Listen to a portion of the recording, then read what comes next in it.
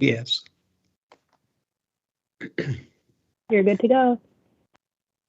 I'd like to call this meeting to order, Thursday, May 26th, Committee of the Whole. I'd like to acknowledge that we are on the unceded lands of the Mi'kmaq.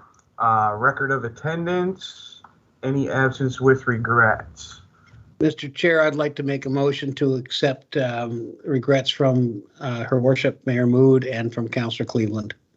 Can I have a seconder, please? Councillor Hatfield. All in favor, do so by raising your hand.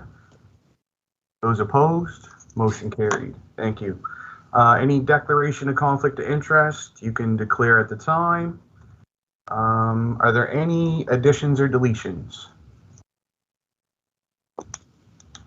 Hearing none, I'd like to have a motion to approve the agenda as circulated. Councillor Hatfield, seconded by Councillor Lesser. All in favor, do so by raising your hand. All opposed, motion carried. Okay, we have no presentations today, and we'll go right into 8A, staff reports, CAO reports. Any questions, concerns for our CAO? Go ahead, Councillor Dares. Just have one question, Mr. Gushu, just regarding the fire underwriter survey. That it seems to me that it's been on the list for quite some time. I'm just wondering if there's an update. Well, there is an update, and it's good news. So we originally engaged the fire underwriters just as COVID was emerging, and so it has taken an exceptionally long time. They're not based in Nova Scotia, and they didn't have people in Nova Scotia that could come in and do the consulting work. So as things have eased up, they've been in town and they've done that last piece of their work, I guess the field work. A lot of it was done. A lot of information was exchanged electronically with them to allow them to build a picture of what the town fire service looks like. So we do. The chief and I have a draft copy of the report that we're going through and checking it for facts and so on. When we're satisfied that it is ready to produce the final version, then that will be produced, and I think you'll be quite pleased with it. I can tell you from the draft version, and as much of it as I've read so far, it meets my expectations. Okay, thank you very much. And just is there an anticipated date in the future? Like, is it 6 months out, a year out? Oh, no. Won't be that far out. It's going to take Mike and I a couple of weeks. It's a fairly lengthy report, and some of it's quite technical. So we're breaking it up into pieces and reading it independently, getting together and reviewing it. So it might be as long as a month. Okay, thank you. I'm not trying to rush you at all. Thank you. Nope. Okay. Thank you, Councillor Dares. Any other questions for the CAO? Thank you, Jeff. Okay, thank 8B, you. Fire Department report. Mike DeVoe. Any questions? Is Mike on? Yeah, I see him there. Any questions for Mike?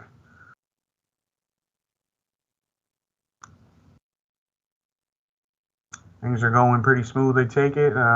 Grass fire season is upon us. I don't know if you've had too many of those calls yet, but we've been fairly fortunate this year with the amount of rain we had early on. Things are greening up quite well, so that changes the dynamics around grass fire specifically. But of course, there's still the forest fire issue. It is dry places, and we're keeping our eyes open for sure. I think it's important for people to always check with the daily things that come up as far as burn bans or whatnot. A lot of people camping this time of year and whatnot, so it's always good to check that before just to do our due diligence. Yes, Councillor Lesser, go ahead. Sorry, just wondering what the uptake on, I know we heard last time, but the uptake on the outdoor fire pits might be, and how much extra work that might be causing or getting the fire department out to do checks and all that, if it's excuse me, the uptake is increased quite a bit. We've got maybe over a dozen, maybe 16 or 17 applications out there right now. The guys are steadily getting out in the community. It's working well. It gets them out there into the community, and they get to see, the taxpayer and the customer, which is it's a good thing, right? So not everyone is quite happy with the outcome. Unfortunately, not always we're able to provide the ability to have the fire pits, but for the most part, it's been well received. And safety always being the main concern there, so. Absolutely, yeah. Perfect. Any more questions for Mike? Thank you, Mike, for you in the job that your crew does. Much appreciated. Thank you very much. I'll pass that along. 8C, Operational Services Report, Chad LeBlanc. Is there any questions for Chad?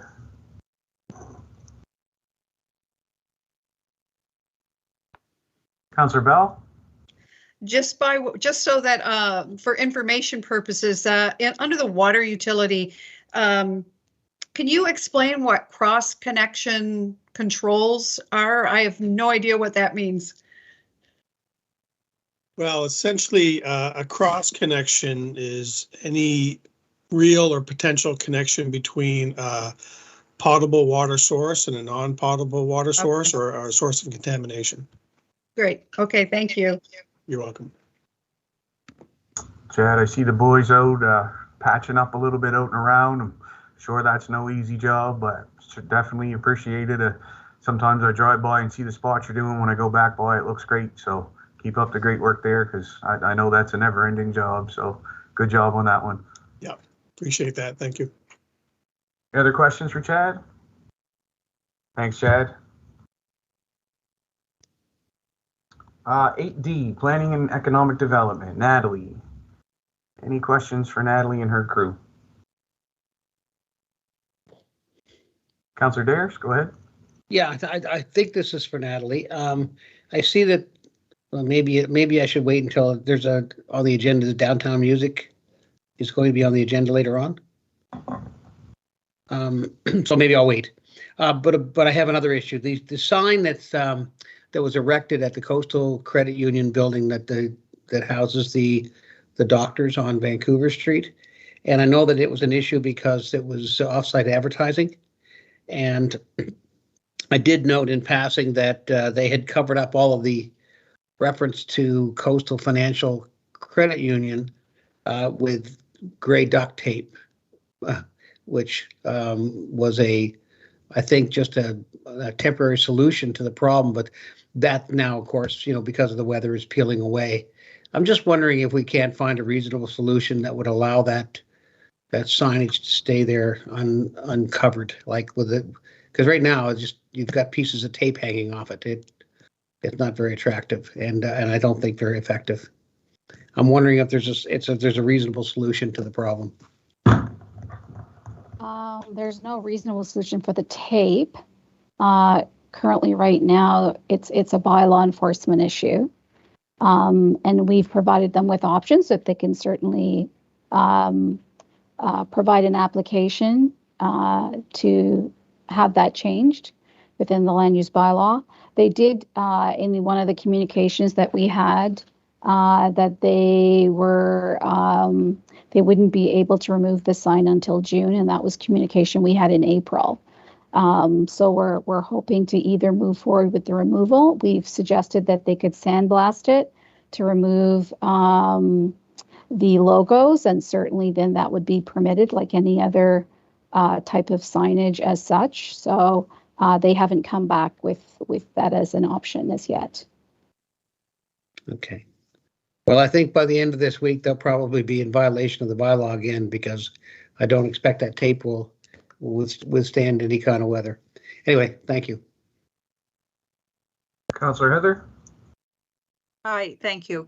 Natalie, just thank you once again for all the work that I know that you and your staff are doing in terms of the abandoned buildings and vacant buildings in town. And I see that there's been another off our list in terms of another person with a vacant building applying for to register that building as vacant or get the proper paperwork in place. So I'm really glad to see that people are doing as we're asking them to do and being part of the program so that we can monitor what is happening with our buildings in town. So I'm just really glad to see that on the list. And one of them, I think, is coming perhaps off the list because the folks who own the building are actually moving back to town and going to be occupying it and able to do the work that needs to be done. So I think it was really important that we're on top of those all along, and people know that we are. And I think it engages those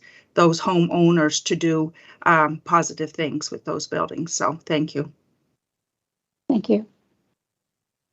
Agreed. Really look forward to those reports and, seeing the progress that happens every month. So kudos to you and your crew once again for staying on top of that. I know that was one of the things we really kind of hit the ground running with this council, and you can definitely see a difference. So job well done. Any other questions for Natalie? Hearing none, we'll move on. 8E, engineering report. Mr. Brophy. Is Mark with us today? Sorry, I was just late at the ferry terminal. Yes, I'm here now. No worries. Actually, that's what I wanted to start with. Actually, thank you very much for you and your crew's work. Been down to Water Street a few times and watched the boat come in, and even at night, all that place lit up and looking like it looks. It's great for our town, and thank you for the work that you guys put to make sure that was ready when the boat was ready to go. Pretty rewarding. Awesome. Any questions for Mr. Brophy? Councillor Lesser? Just echoing that, my window in my office looks directly at the cat.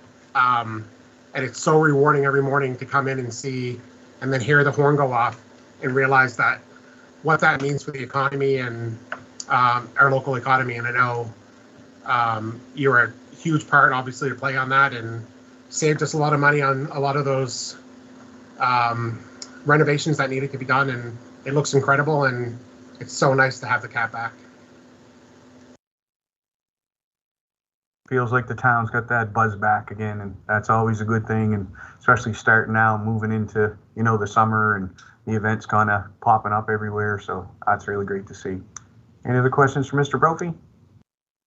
Thank you, sir. 8F, Finance Department. Jerry, I'm sure he hasn't been very busy lately with budgets or anything like that, but any questions for Jerry? Guess you got all the questions over the last month or so. So thank you for your work once again, Jerry, on the budget and making that easy, putting in layman's terms for all of us who don't really understand that stuff sometime. And a lot of work goes into it. And I really appreciate the ability to email and have the explanations and discussions that we do. So that was no easy task. Thank you. Any other questions for Jerry? Hearing none, we'll move on. 8G, Recreation. Frank, any questions for Frank? Well, I'd like to say I coached the girls B team here at the high school, and we've used the fields various times, and it's nice that 4th Street's now up and going, but we've used Hebron, and all 3 times that we've been up there, all 3 fields have been at use, all with schools playing, whether it be junior boys, junior girls, or the senior high.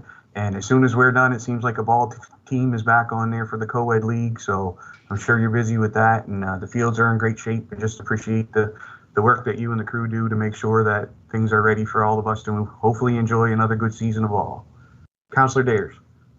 Yeah, I'd just like to acknowledge that, I think been successful in obtaining a grant in almost $12,000 for Canada Day celebration. So good for that. And also notice that you've got 19 summer students, I think, that are coming on, and that application amounts to well over $35,000. So nice to see, and that 19 youth of our community are going to be employed this summer in a recreational situation. So yeah, so that's great. I think that's moving. That's a real positive thing. So thanks. Our summer coordinators just started on Tuesday, so they're busy putting their plans together, and we'll kick off with some celebrations for Yarmouth's birthday on June the 9th. I shouldn't say kickoff, because on June the 3rd, we have Trail Day and Sneaker Day in Yarmouth as well. Councillor Lesser? Switch is a project that has gone through recreation. Is that correct, Frank? Is that? It's a partnership with the town's economic development, Natalie and Judy, and recreation, and we're planning on doing those again the last Sunday in July, and I think the third Sunday in August. Okay, that was my next question. If we're gonna get those back, because they're very fun. Thank you. That's great. And J Strong Fund is planning on doing the J Strong Cup again on Main Street, so always fully supported by Frank and his crew too. So at least there'll be something at the end of every month downtown, and hopefully draw some business and whatnot down there. And just glad to be getting back out and enjoying being able to, you know, have a few masks off and have some fun. So awesome. Thank you, Frank. If I could, Deputy Mayor Barry, sure. Just steal 30 seconds here, just because we've got some news that's hot off the press and we've got someone on the call that we can embarrass a little bit. But the timing of provincial volunteer awards is a little bit different now. It's usually something that happens every spring. But 2 years of COVID have kind of messed the schedule up, and now we're celebrating volunteers in the fall. So we just went through a process with our recreation committee. We reviewed 33 nominations that were submitted for town and municipal volunteers, and 2 rose to the top. The town of Yarmouth's volunteer representative for 2022 is Linda Gallagher. Awesome. So Linda, with her fine work with the Yarmouth Splash Park, what timing that they do the official sod turning tomorrow, that we let her know, and she has graciously accepted. I think I sensed a tear over the phone, so she's going to be a great volunteer, and we'll celebrate with her in the fall.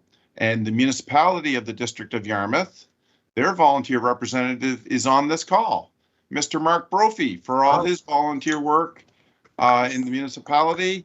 And I just spoke with Mark, and I think he was blown away as well. So we'll have some fun acknowledging all of our volunteers locally at a reception in October, and the provincial awards takes place in Halifax on September the 26th. That's great. Thank you for sharing that, Frank, and congrats to both Linda and Mark. If anybody knows either of them, when they're on a committee, things get done. So very thankful for the work that they both do to make our community a better place. So congratulations. I know the work you both do isn't for credit, but I'm glad to see you get some. That's awesome. I'm just happy to know that both my votes counted. They were both my first picks too. That's great. Thank you, Frank. And that's it for staff reports. Business, citizen, oh, sorry, didn't pay the power bill. In my office, we're on the automatic light, and if I don't move, after 15 minutes, it shuts off. So just if I go dark, it will only be for a second. So just to let you know. So 9A is citizen appointment process policy, and this is to recommend that council approve the amendments to the citizen appointment process policy. And I believe that had came up at council. We had referred it back to committee of the whole so we could have more discussion, and I believe that some changes have been made. And is there any discussion that would like to take place with that? Actually, first of all, can I have a motion to Councillor Hatfield and seconded by Councillor Lesser? Any discussion? Councillor Bell. Your mic's not on.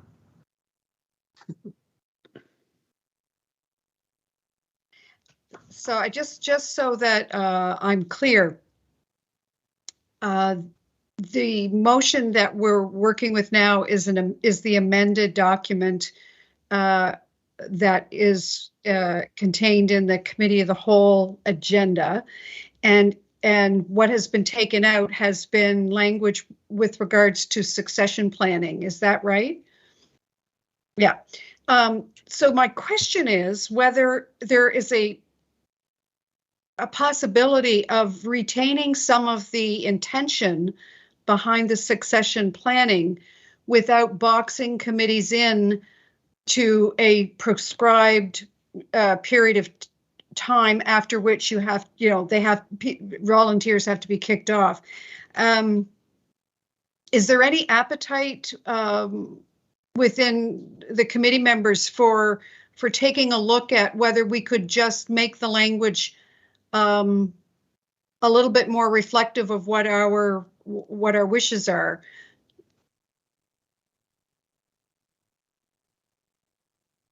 Gil? Go ahead, Councillor Deer. Yeah, thanks. And I share that concern. As you know, I raised the concern at the last council meeting that I was conflicted because there are times we have committees that have people that I think, without being critical, just don't participate to the extent of others. And so we probably should be looking for some new blood from time to time. However, I was concerned that by limiting the terms, we would be, by limiting the terms and the number of terms that could be served, consecutive terms that could be served, that we were actually eliminating some people that were of extreme value to the town of Yarmouth. And I named two of them, and I'll name them again. In particular, of one of the committees that I'm on, I'll go back to Communities in Bloom, and I think Councillor Hatfield will confirm this with me, that there are two members of that committee at least, and maybe more, that are extraordinary volunteers, and that the committee would be weakened, considerably weakened, if those two persons, Dave Solos and Dave Warner, were to be excluded from service because of a policy that we've drafted. So my concern was that the policy, the way it was written, would have eliminated them from future service, and I didn't want that to occur. And I see that in other committees as well. I think that if we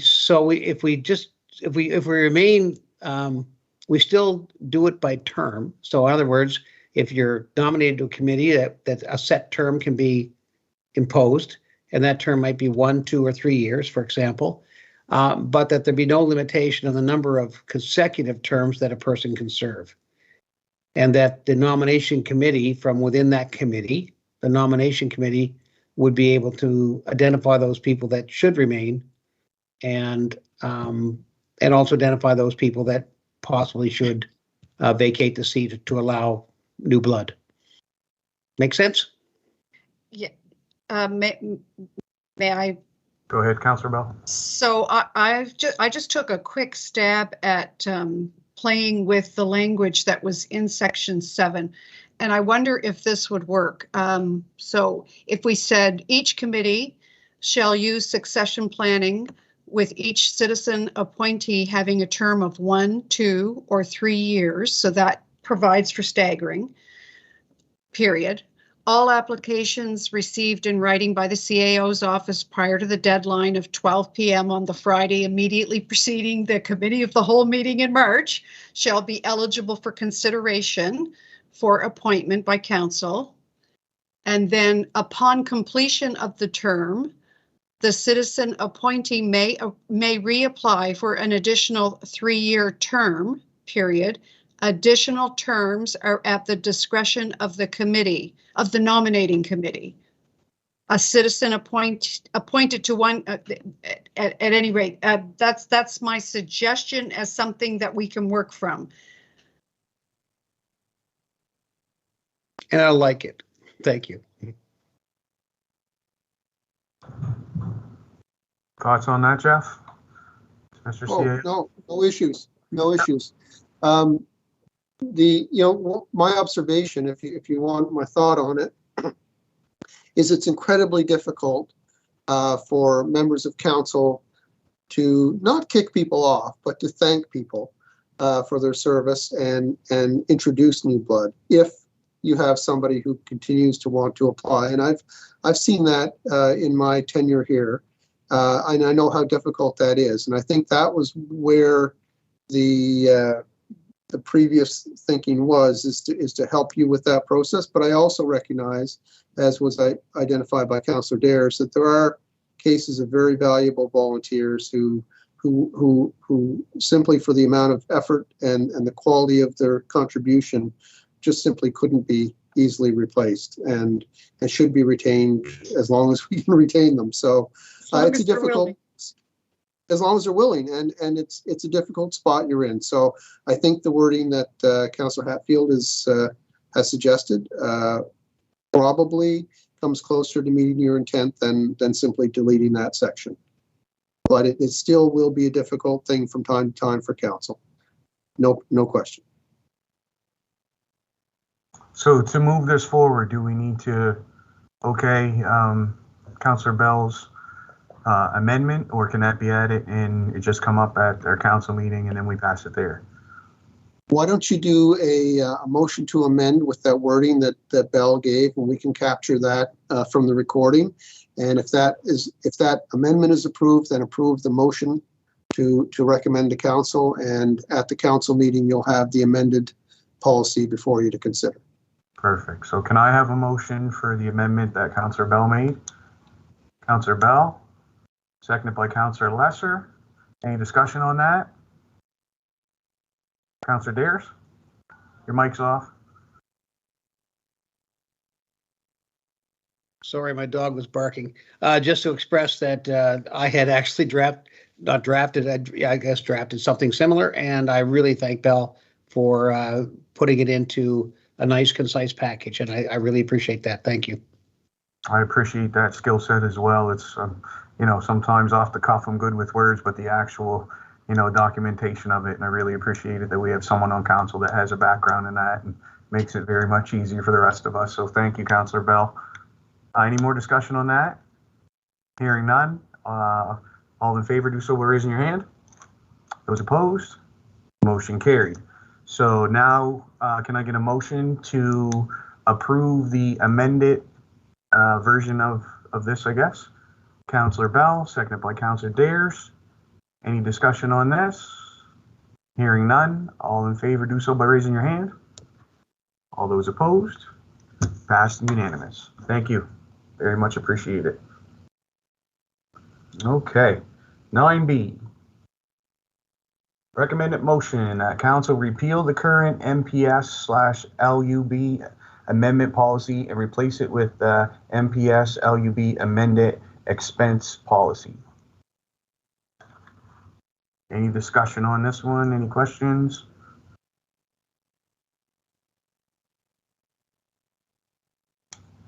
Jeff, could you give a quick little overview of that, maybe for those who are watching that may not understand what the full context of this one is?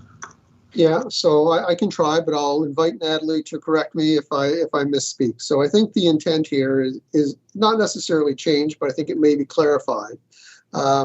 So sometimes we have applications to amend the MPS or LUB that are generated from council or are housekeeping items. And those items, obviously, we don't expect any member of the public to pay for. Those are paid for by the town. But those are the ones that should be paid for by the town.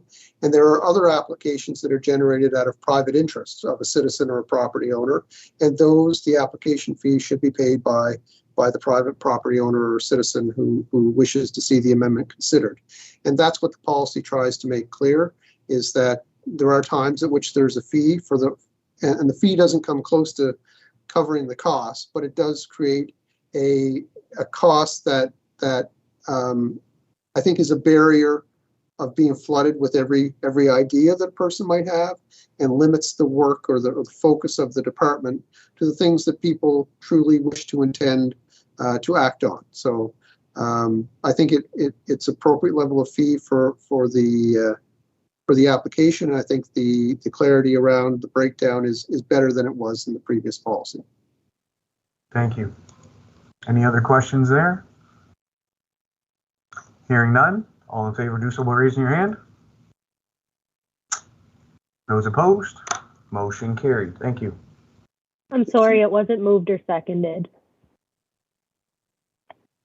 Oh, Can I have it moved? So thank you, Lindsay, once again for keeping us on track. Councillor Hatfield, seconded by Councillor Dares. All in favor, do so by raising your hand. Those opposed? Thank you. It's just that rush to try to get the meeting in 22 minutes as before, right? So, thank you, Lindsay. 9C, Downtown Music Policy Amendment. Recommended motion that council amend the downtown music policy as recommended by staff. Can I have a mover on that?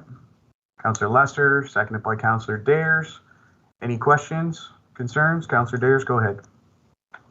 Yeah, just a question, I guess, is can a specific area of town at any given time be isolated from the music? And I guess my question is based on the fact that I think the Rotary Club of Yarmouth has invested a considerable amount of money in an outdoor musical instrument package that they intend to move around throughout the town.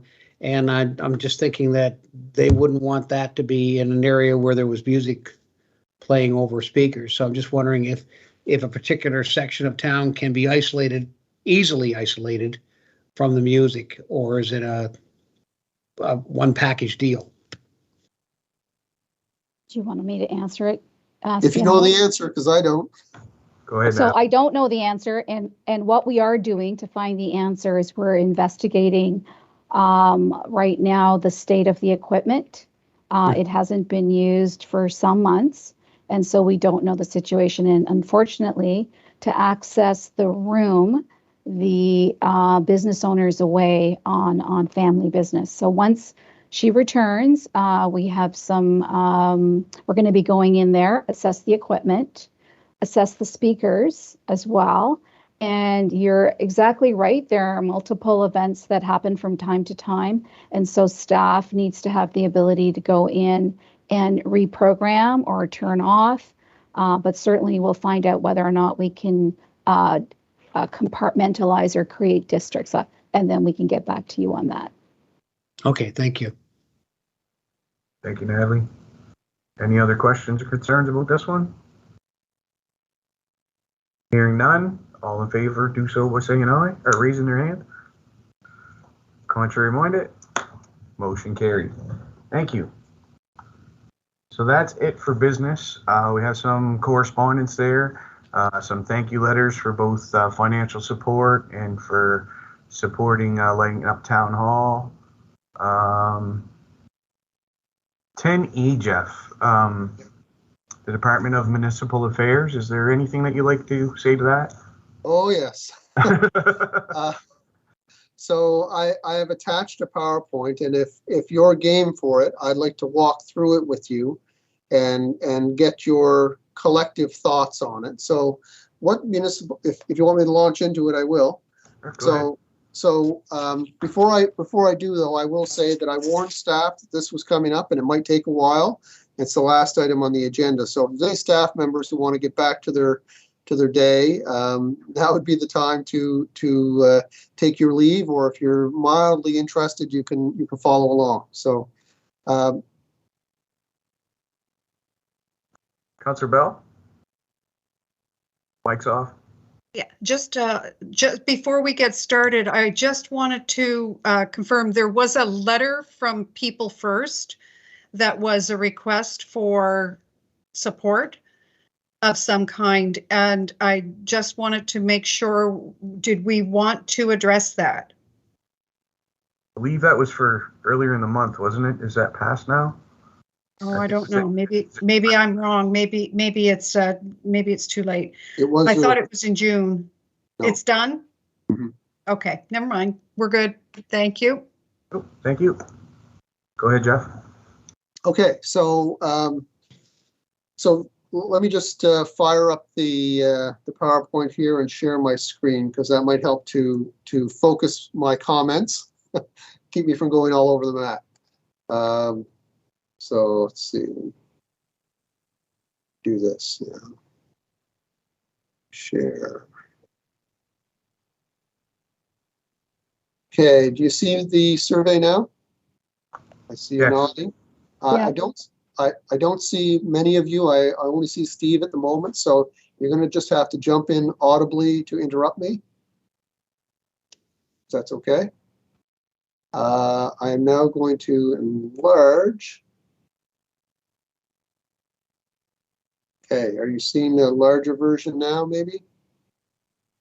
Okay, so NSFM has engaged in a process with the provincial government on behalf of municipalities to talk about a new MOU, a new Memorandum of Understanding between municipalities and the province, and perhaps a new service exchange, which would be a change in how we pay for services, some of which are delivered by the province that we contribute to, and some contributions they make back to municipal government. In addition, there's an outstanding item of reviewing the Municipal Government Act to help to modernize it, and that body of work has been picked up as well by this joint committee between the province and NSFM. In order to inform their work, they've put together a survey of 20 questions that they've put out to every municipality in the province, and they've asked that you as a council answer the questions, not individually as councillors. So if it was an individual request, I'd just send it out to you and give you the link and tell you to go ahead and fill in the survey. But where they want it to come from all of council, I'm going to ask you to walk through this with me and to share with me any thoughts that you have. And Lindsay will capture those both through the recording and through taking notes. And those answers will be submitted on your behalf. That's the intention if that meets with your approval. Does that sound good, Steve? Okay. So service exchange, again, back in 1994 was when the last round of service exchange occurred between the province and municipalities. And it outlined the responsibilities of each party. And some of them, as I mentioned, are shared responsibilities. So provincial responsibilities after service exchange: social services and child welfare, public health and long-term care, administration of justice, the environment, highway police patrols and central police services, and they continue to be responsible for healthcare, education, housing, and provincial roads. So one of the big things that occurred there was this whole social services, child welfare, long-term care. There was a significant role that municipalities played back in the day, and after 1994, that was no longer. So that was I think a very positive thing from the 1994 service exchange. So municipal responsibilities coming out of the 94 service exchange are identified on this slide. And what I've done is I've asked Jerry to provide numbers from our current budget. How much money do each of these services cost the town? And this the money comes from either rates, such as water rates, or from fees, such as garbage disposal, or from taxes. So the contributions we make, so correction services contribution, that is purely a transfer to the province. They look after running the jails. Policing, that's our cost for this year for policing. 70% of the cost of RCMP coverage for the town of Yarmouth. Plus, we provide detachment assistance, and we have to provide the building. So all in, that's what our cost is for policing. Our cost for local roads and sidewalks is a little more difficult to isolate, but there is a section in our budget, and this is what the numbers come to. But I can assure you that the numbers are far greater than that. That doesn't include capital. It doesn't include some of the staff time, obviously, that goes into that work. Public transit, land use planning, building inspection, recreation, and this recreation number is just for Yarmouth Recreation. Doesn't include other recreation items within our operating budget, such as Mariners on Main and Mariner Center on Stars Road. Control of invasive weed species. That is a responsibility of municipalities. We continue to be responsible for water and wastewater, as well as solid waste management. The solid waste management game changed significantly with recycling and composting and separation of certain items from the landfill days. Public libraries are still a municipal responsibility, although partially provincially funded as well. We continue to pay an allocation for education. This year, you see the number; it's significant, and that is based on a formula. And the net operating loss for housing. So within the town of Yarmouth, there are something like 400 public housing units, both seniors as well as subsidized housing.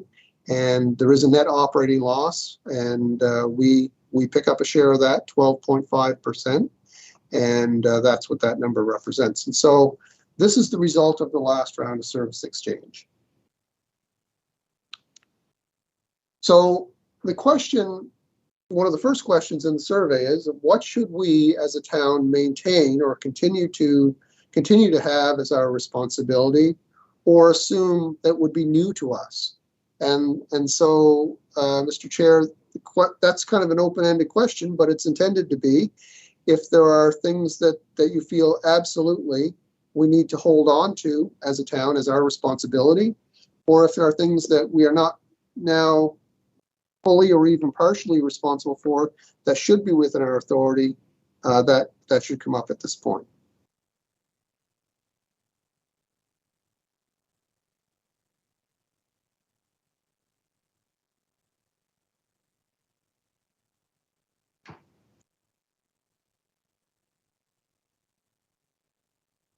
So this is an opportunity. There you go, Gil. Were you going to say something? Well, I think, I guess, I look at the roads, for example, and, the provincial highways are maintained by the province at no cost to the municipal units, as far as I know. And I see that the amount of traffic that comes into town every single day. I think actually that the people that live in the municipal units in the municipality of Yarmouth, municipality of Argyle, spend as much time on the town streets or maybe more time on town streets than I do.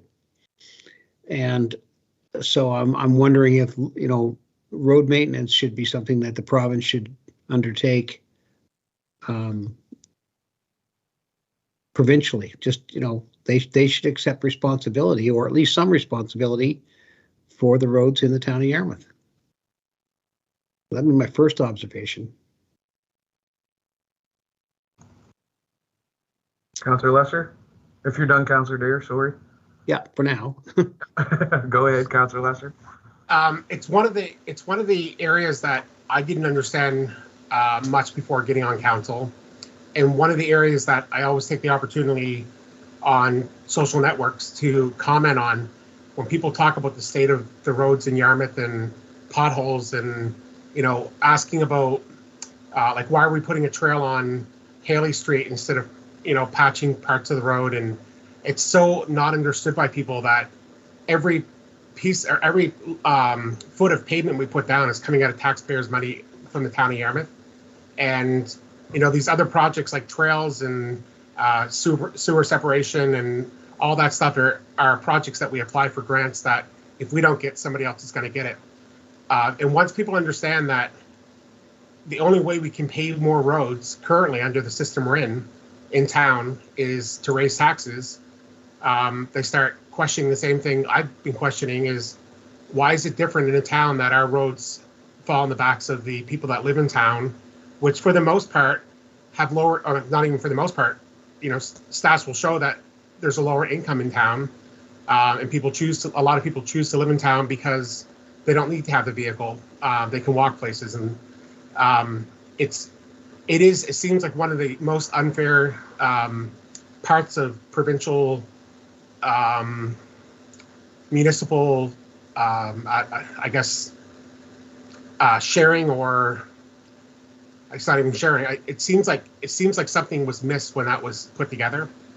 I don't really know the background as much, but I think it's important that the public knows that pavement is very expensive, and it's coming out of the only people it's coming out of the pockets of are the people that are paying taxes in town.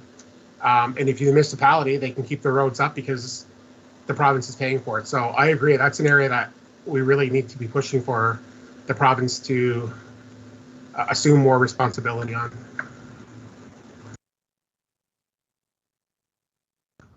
Any other comments? So, Councillor Heather? Oh, go ahead, Jeff. no, let Heather go ahead. Sir. Go ahead, Councillor Heather. Yeah, I certainly agree with the roads situation. That's kind of I think our number one thing to try to do something about, and probably every town in Nova Scotia will be on the same page as us. In terms of looking at what we should maintain, oh, we just lost it.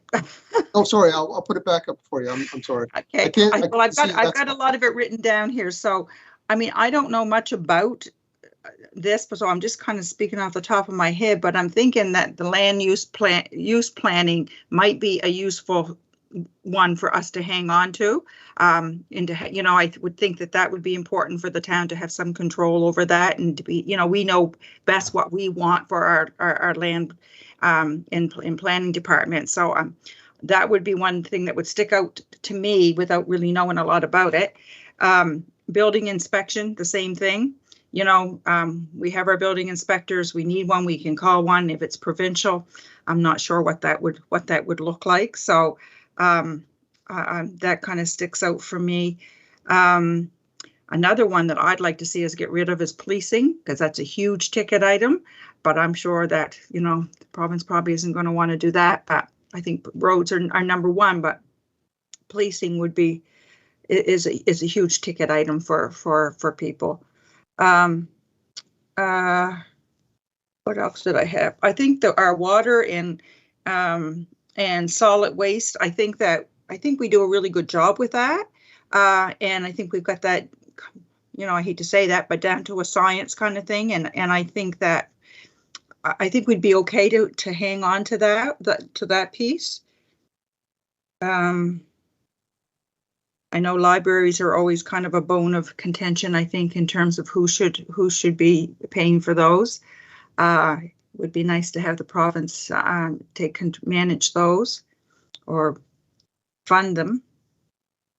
So those are just some things off the top of my head without knowing a whole lot about any of those particular items, but just some thoughts.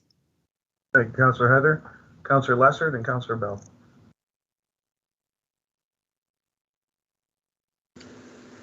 Sorry, I thought you said Councillor Heather, but you were saying thank you, Councillor Heather. Yeah, the water, I think, is one that I think we need to hold on to. I think we have a super good quality water in Yarmouth, and we do really well with it. I know there are going to be upgrades that are coming up that are going to require finances from other levels of government to keep maintaining that. But as long as we can get those, I think our water quality is incredible, and I don't fear ever that we're going to be the next what was the town in Ontario, Walkerton, or yeah, I don't ever feel like that's going to happen here because our standards are so high. And if you have a provincial entity doing it, you know, would they spend more time in the city looking after their water? And that would be one that I agree we have to keep. And policing, the same thing. I mean, that's a huge ticket item that we're spending money on, and it doesn't seem to be fair. I look at it from a school perspective. We have school policing officers in the county, and I know the deputy mayor would agree with this. If we want to have that in town, that's going to cost our taxpayers more to have a community police officer in school. So it doesn't seem on some of those things that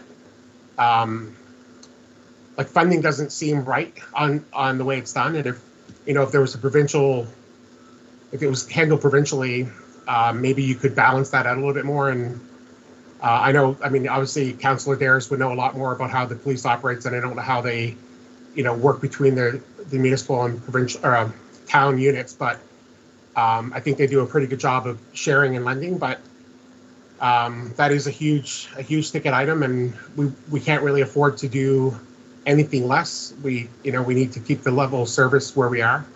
So I would agree with those two for sure. Councillor Bell. Thank you, Deputy Mayor. So I take a little bit of a different perspective on this. And from what I see, I'd like to see the provincial government actually assume responsibility fully for the services that it's supposed to provide. So social services, child welfare, health is a big one. Justice, correctional facilities, all of those things, education. I think that school boards should be fully funded by the province. So I think there's been creep in the last 25 years, financial creep in many areas. When it comes to roads, I think that we should be looking at a more equitable contribution from our municipal partners, not necessarily from the province. I think maybe the province should be more equitably extracting responsibility on urban agglomerations in the rural municipalities that are not ribbon connectors between two communities, but are in fact roads within communities like Port Maitland, like South Ohio, Tuscot. All of those roads should be being maintained by municipalities, not by the province. And if they were being appropriately taxed, it might actually level the playing field so that we didn't have an outflowing migration out of our town and into the bedroom communities that surround the town at a lower taxation rate. In other words, we might be on a more competitive playing field if the rural units were being taxed for the same things that urban units are now being called upon to provide. So I feel like I'm coming at it from a different perspective than my colleagues, and I just really think the province needs to take the slack away from municipal units on things that it is primarily responsible for. And if they were to do that, it would take quite a bit of pressure off of our budget. Thank you. I think the big one for me is when we put money into things and don't really have a say in how they run. So for me, I believe housing is one of those things. We put quite a bit of money into it. I know people who apply for seniors in different places and wait for years and whatnot and get complaints about, trying to get in. And it's like, well, we don't really have a say on that outside of, to contact them, I guess, kind of directly and get a little bit of runaround. You talk to your MLA or whatnot. But I'm always one, if we're paying for a service, we should have a say in the service and a bit more than just pass the buck.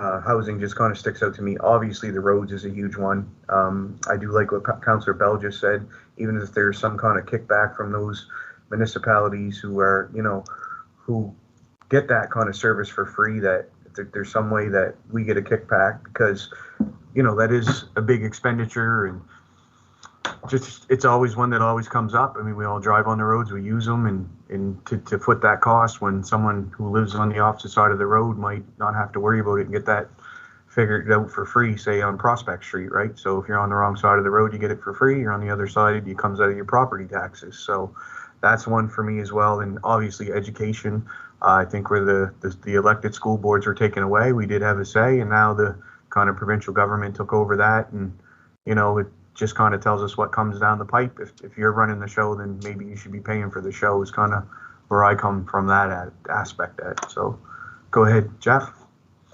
No, I certainly didn't want to cut you off. Nope. Good. Okay. All right, so I just had a few comments based on what I heard. And by the way, this is great to hear the comments, because they're different perspectives, right? And so a few things I heard, the roads thing. So I think we want to be very careful not to give up our authority over our roads. We've talked about things like ATV use. If you talk to your rural neighbors where the roads are controlled by the province, to get a sidewalk put in or a bike lane or anything like that is a major deal. And remember that we have infrastructure under our roads that we need to access from time to time. So I don't think it's that we want to give up control of our roads in any way, but some kind of a transfer to help kind of balance the playing field, as a couple have said, I think would be definitely appropriate, helpful. The land use planning one, that is very much something that we should retain control over. I think it's so important to our community to be able to organize it in a way that makes sense for ourselves. Building inspection is a provincially mandated responsibility of municipalities. It is one of the very few things that you will find that you actually have to do, that aren't actually discretionary services. Building inspection is mandated and required by the province. The problem currently is that there's sort of a shortage based on the availability of the training. And recently my colleagues and I have been talking about does it make sense for some kind of regional cooperation on building inspection?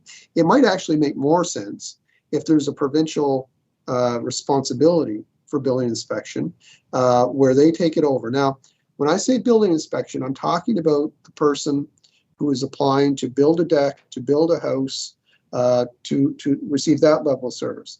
The other things that our building inspector do for us, including dangerous and unsightly, I think those responsibilities could be assigned to a different staff person. But I think that don't require the same qualifications as a building inspector qualified to enforce the National Building Code. So I think those things could be decoupled and the province take the building inspection part. It's a possibility. Solid waste, I think the ship has kind of sailed on that one. Back in '94, before we got into recycling and composting, it may have made more sense for the province to take it over and decide how many compost facilities do we need for a province of 1 million people? How many recycling facilities do we need? How many landfills do we need? And appropriately locate them. But that wasn't the political decision of the day. And so we have a system where there are many, many expensive assets spread throughout the province that would be, frankly, stranded assets if the province were to take it over. So there's a huge opportunity cost to change the system sort of midstream. And I think we're kind of probably stuck with that. I don't know if stuck is the right word, because I think we do a remarkable job in this end of the province and something that I think we're all proud of. Policing, just to point out, so policing is 70% our cost, but our policing contract is not through the province. All but 4 municipalities are through the provincial contract, and ours is different. So under the provincial contract, you pay for a level of service. Under our contract, we pay for the bodies present delivering that service. And I do hear complaints from time to time that our neighbors still pay the same amount every month, regardless of whether their manpower is down 1 officer, 2 officers, 3 officers. The bill doesn't change. Because the argument is the level of service hasn't changed. And I know that at the municipal level, we don't really have a way of proving that it has changed. And so you're kind of beholden in that way under their provincial contract. The Walkerton situation was raised, and I do agree that we have a great water system, but part of the reason we have a great water system is because of the Walkertons. So environment and oversight and standards for water are very high, and it's partly because there have been some missteps in the past, and also I'd say some very forward-thinking, positive steps on behalf of previous councils to put us in the position we are there. The kinds of transfers for corrections and education, those would be great if those would disappear, because you're paying, and as has been said, you have no control. You have no voice in those things. Those are simply a balancing of a financial burden without any voice in the discussion. I want to put an asterisk by housing, because our commitment to public housing is not through the MGA. It is through specific one-off agreements that the town of Yarmouth signed for each of those buildings that you see sprinkled around our community. Every single one of them has an agreement. And that agreement dealt with our commitment, the town's commitment, to pay for net operating losses. The discussion I'm having currently through correspondence with the Department of Housing is, what is the term of those agreements? Because it is not entirely clear. They were three-way agreements between CMHC, the town of Yarmouth, and the provincial government. The agreements were set up so that essentially CMHC, I'm going down a rabbit trail here, chasing a rabbit, but long story short, my belief is that those agreements were intended to expire when the mortgage on those properties was fully paid. The province has a different perspective. So I have reached out to CMHC. I've learned more about their perspective and the fact that there was a change between the province and CMHC in the year might have been 1997. There was a new agreement, a social housing agreement between the province and CMHC, which kind of combined all of those. I mean, we had dozens of agreements in the town. You can imagine there were hundreds across the province the CMHC was administering. And when they kind of came up with this new agreement that outlined a transfer that was to go to the province. But the interesting thing about that is the transfer had a sunset date. So that sunset date is approaching. And my belief is that that sunset date was correlated when the last public housing agreements were set to expire. And there's a declining balance on that transfer. So I've FOIPOP'd the social housing agreement from CMHC. And when I have it, I might get more transparency into what truly was the intent. Because remember, there were more than two parties here. It wasn't just us in the province. It was a federal government partner through CMHC that was paying the lion's share. And my belief is that those were not agreements that were perpetual, that they had a sunset, and that CMHC in its renegotiation of this transfer or social housing agreement, it would have been clear about that. So that's what I'm hoping. And if that is true, then in about 5 to 7 years, the town of Yarmouth will no longer have a housing expense. And in fact, we may have been overpaying for the last 7 years or so. So, you know, again, there's more digging to be done, but the documents should be on their way soon. And, you know, I could be wrong. The worst case scenario is if I'm wrong, we just have more information and more clarity. But if I'm right, we could be to the good, maybe hundreds of thousands of dollars. So it's worth asking some questions. So that's my little housing rant. One last thing, Steve, Deputy Mayor, is the whole idea of roads being free for people on one side of Prospect versus the other. That isn't actually accurate. It's just who pays. So roads out in the county are paid through for provincial tax dollars. But think about it, the town residents also pay provincial taxes. Exactly. So we're not just paying for our roads. We're paying our residents of the town, our citizens, our taxpayers, are paying partially for the roads in the municipality. So it's worse than just having to pay for our own. It's that you're actually contributing to roads outside the area, and it's not reciprocal. So roads is a big issue. It's a huge issue.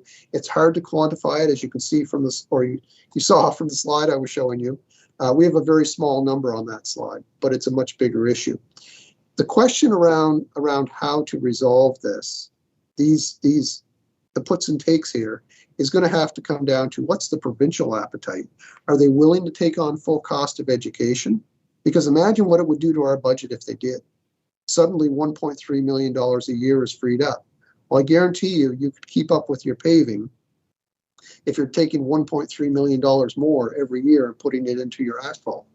So how it happens is probably less important than the fact that it does happen. And they recognize the reason that it needs to happen is that we have these demands for infrastructure and services, and we have these rather old arrangements with the province around paying for things we have no control over. So all of these thoughts are great, and if you have more of them, please please throw them out or response, or you disagree with me, please. I'll stop. Nope, that's great. Great discussion, I think. Is that it for the overall presentation, Jeff? Or No, that's the first slide, Steve. oh, I was going to say that's a quick test. Councillor Dares. Been here a while.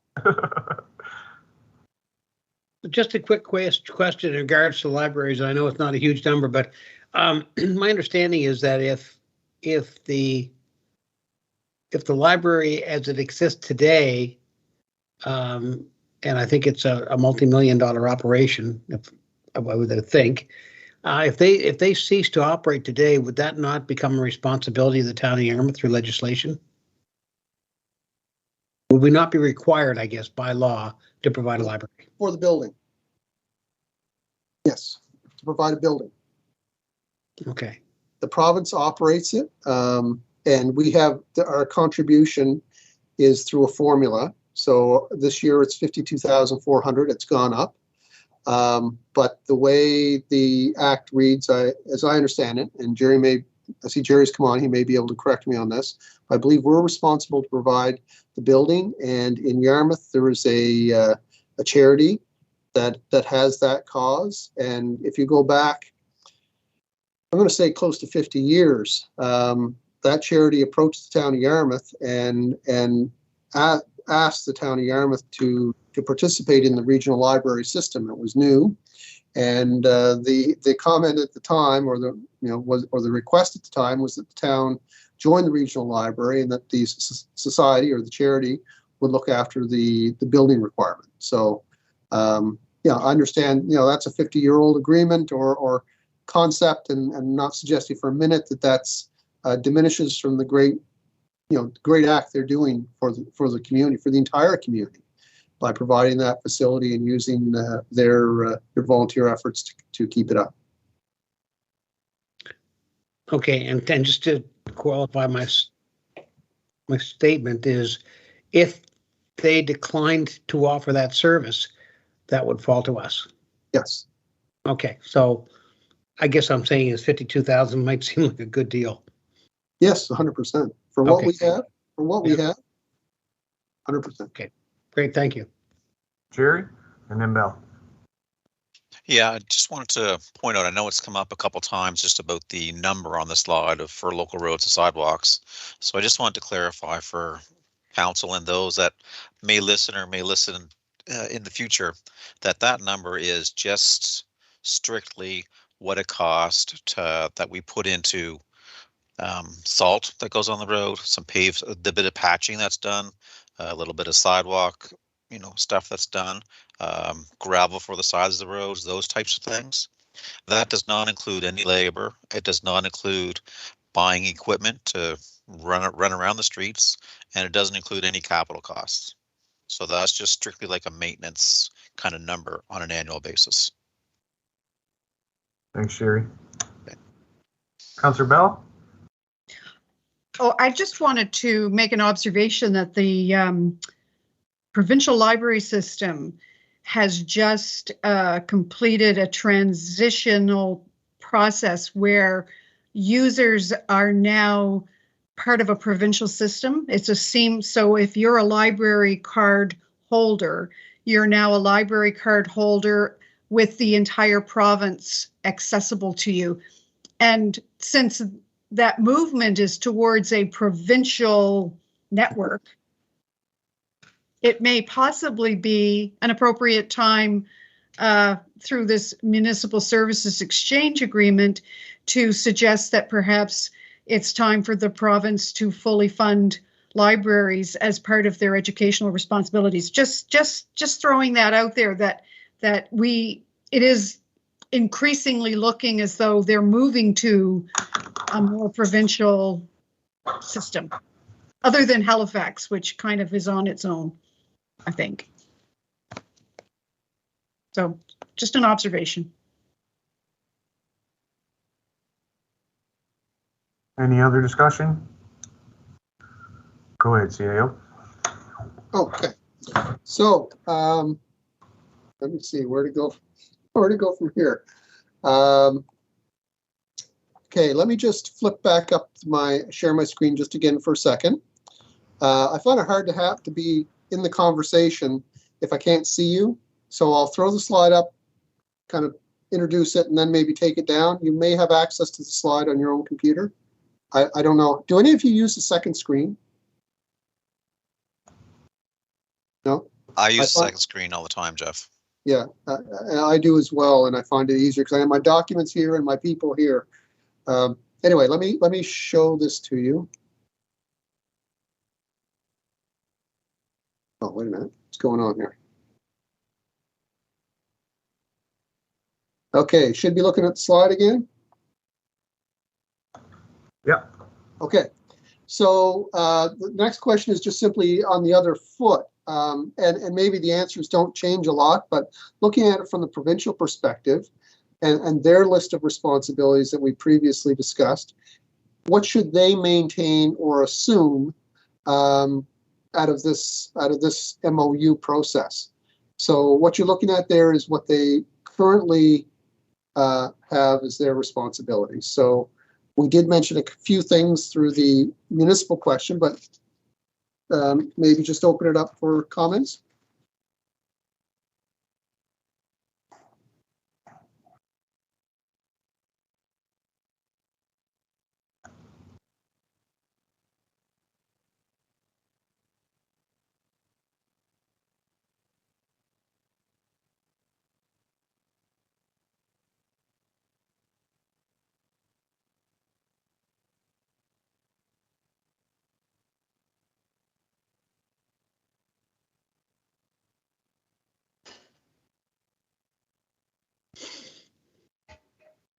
So I'll offer a comment if I may, Deputy Mayor. Go ahead. So I'm looking down the list. I'm saying public health and long-term care, and then further down, continued health care, education, housing, provincial roads. And it would be lovely if the province were to do that, but I think exactly what would occur is that we'd bankrupt the province overnight. If you consider that our contribution to education is 1.3 million, multiply that by the number of municipalities that are paying into the education process, and it wouldn't take long for that to be a pretty hefty amount of money. I don't know how we get there. You can't just transfer. I mean, I think that, the municipal units should not be involved in public health or any kind of health care. I think that should be a totally provincial responsibility. And I'm of the opinion that possibly education should be included in that amount, as well as provincial roads and likely housing as well. But is it realistic for us to believe for even a minute that the province is in a position to assume those costs fully? Or should we be looking at a long-term transition of that responsibility and those costs? That's a great point, Gil. If I can just jump in there, it has been the case that in other initiatives by the province, such as eliminating the business occupancy tax, you may remember that was a tax that used to be on tenants in commercial properties, and they phased that out over a period of, I think the longest was 8 years. And so, if there was to be a transition of responsibility that was significant, doing so on a graduated basis might be easier for everyone concerned. Just a thought. That's a great idea. I guess at the end of the day, all of these costs are absorbed by the taxpayer, and whether they pay that through municipal taxes or increased provincial taxes, and I wonder if the increased provincial, if there's a loss of control, I guess, by transferring some of those costs. At the end of the day, it's one taxpayer. Yeah. Yeah. So one of the thoughts I had a few years ago, I'll bring this up, Jerry's probably rolling his eyes as I start to speak. One of the interesting things is that if you look at the total spend, operating spend of the province on roads, and you look at the total education spend of municipalities on education, they come very close to one another. You know, there's a surprising similarity in amount. And this goes back to a process probably 5 or 6 years ago, a fiscal review process, where kind of the same concept was looked at. One of the things I pitched and did seem to get legs was the whole idea of a swap education for roads. And so what that would look like is in Yarmouth County is none of the municipalities would pay for education any longer, but the rural municipalities would essentially take over the DOT operations. So the equipment is all there, the manpower is all there, just a matter of continue to operate, maybe with a municipal oversight as opposed to a provincial oversight. You know, there's obviously, that's an oversimplification, but the thing that I know is that municipal councillors get more calls about the condition of roads than they do about the education system. And instead of receiving calls that they can do nothing about, taking over roads would be something at least they could have some degree of control over. The other happy coincidence that occurs there is, since the town already has responsibility for the roads, it would simply be a $1.3 million savings to the town in that education transfer that we could then put on our roads and actually be able to come close to keeping up.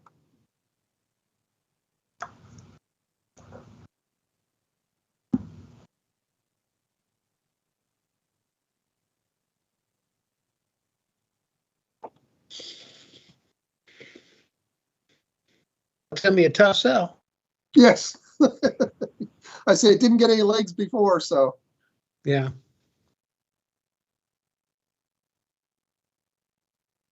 I did get the interest of a few policy people up the province, but obviously not enough to see anything come of it.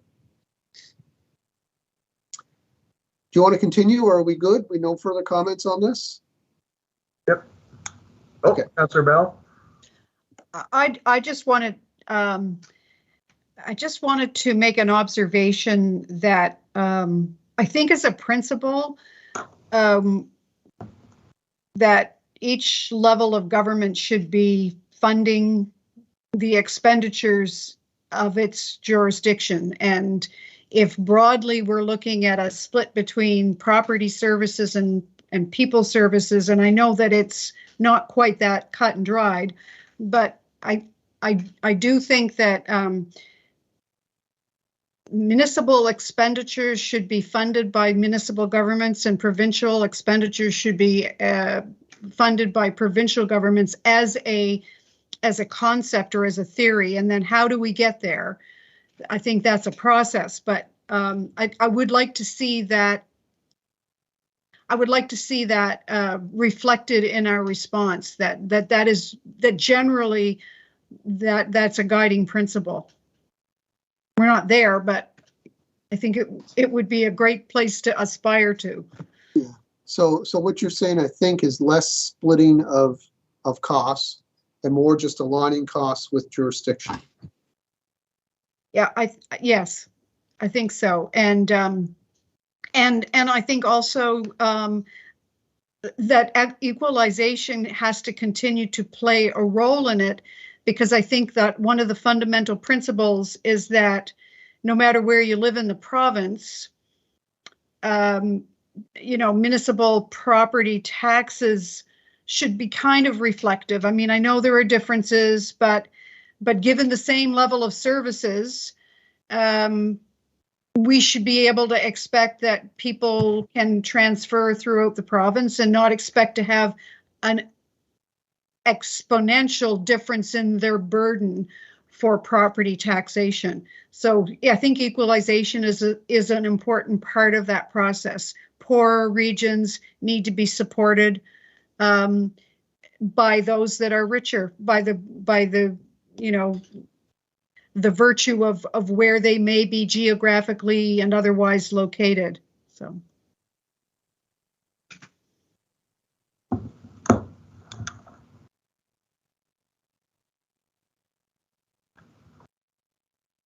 Okay. Any other comments there before we roll on? I think we're good. Okay. So the next slide, it talks about discretionary things. So these are things that we do, where we spend extra money, not necessarily the town of Yarmouth, but municipalities generally, more broadly, spend money in these areas where we're not actually required to under the Act. Okay.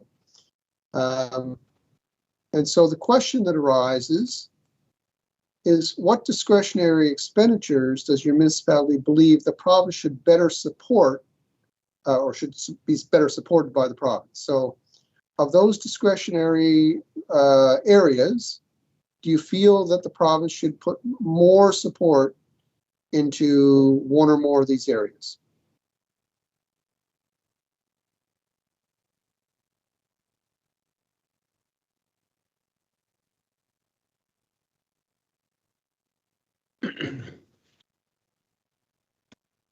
I would say a lot of these have come up in the last couple of years due to COVID. We've had a different way of looking at long-term care and the cost, and that's only going to go up. Public health is, if we were paying the cost of public health at this point, we would be definitely a very poor community. And physician recruitment, although we're doing a really good job with that.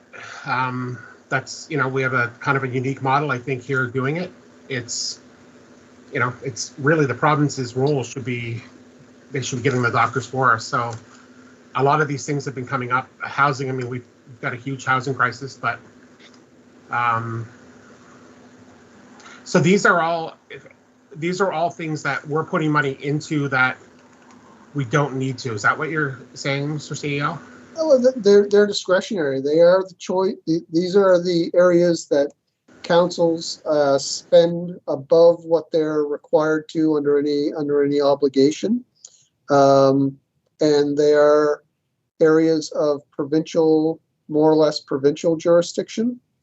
And the question is where should the province be spending more money, and thereby, I guess, mitigate against that impulse to jump in, as we have with physician recruitment. The reason we got involved there is because the job wasn't getting done to the degree that it needed to be to serve our community, and it still isn't, even with our investments. So, and you mentioned, that these health related ones are sort of top of mind and current experience. So that.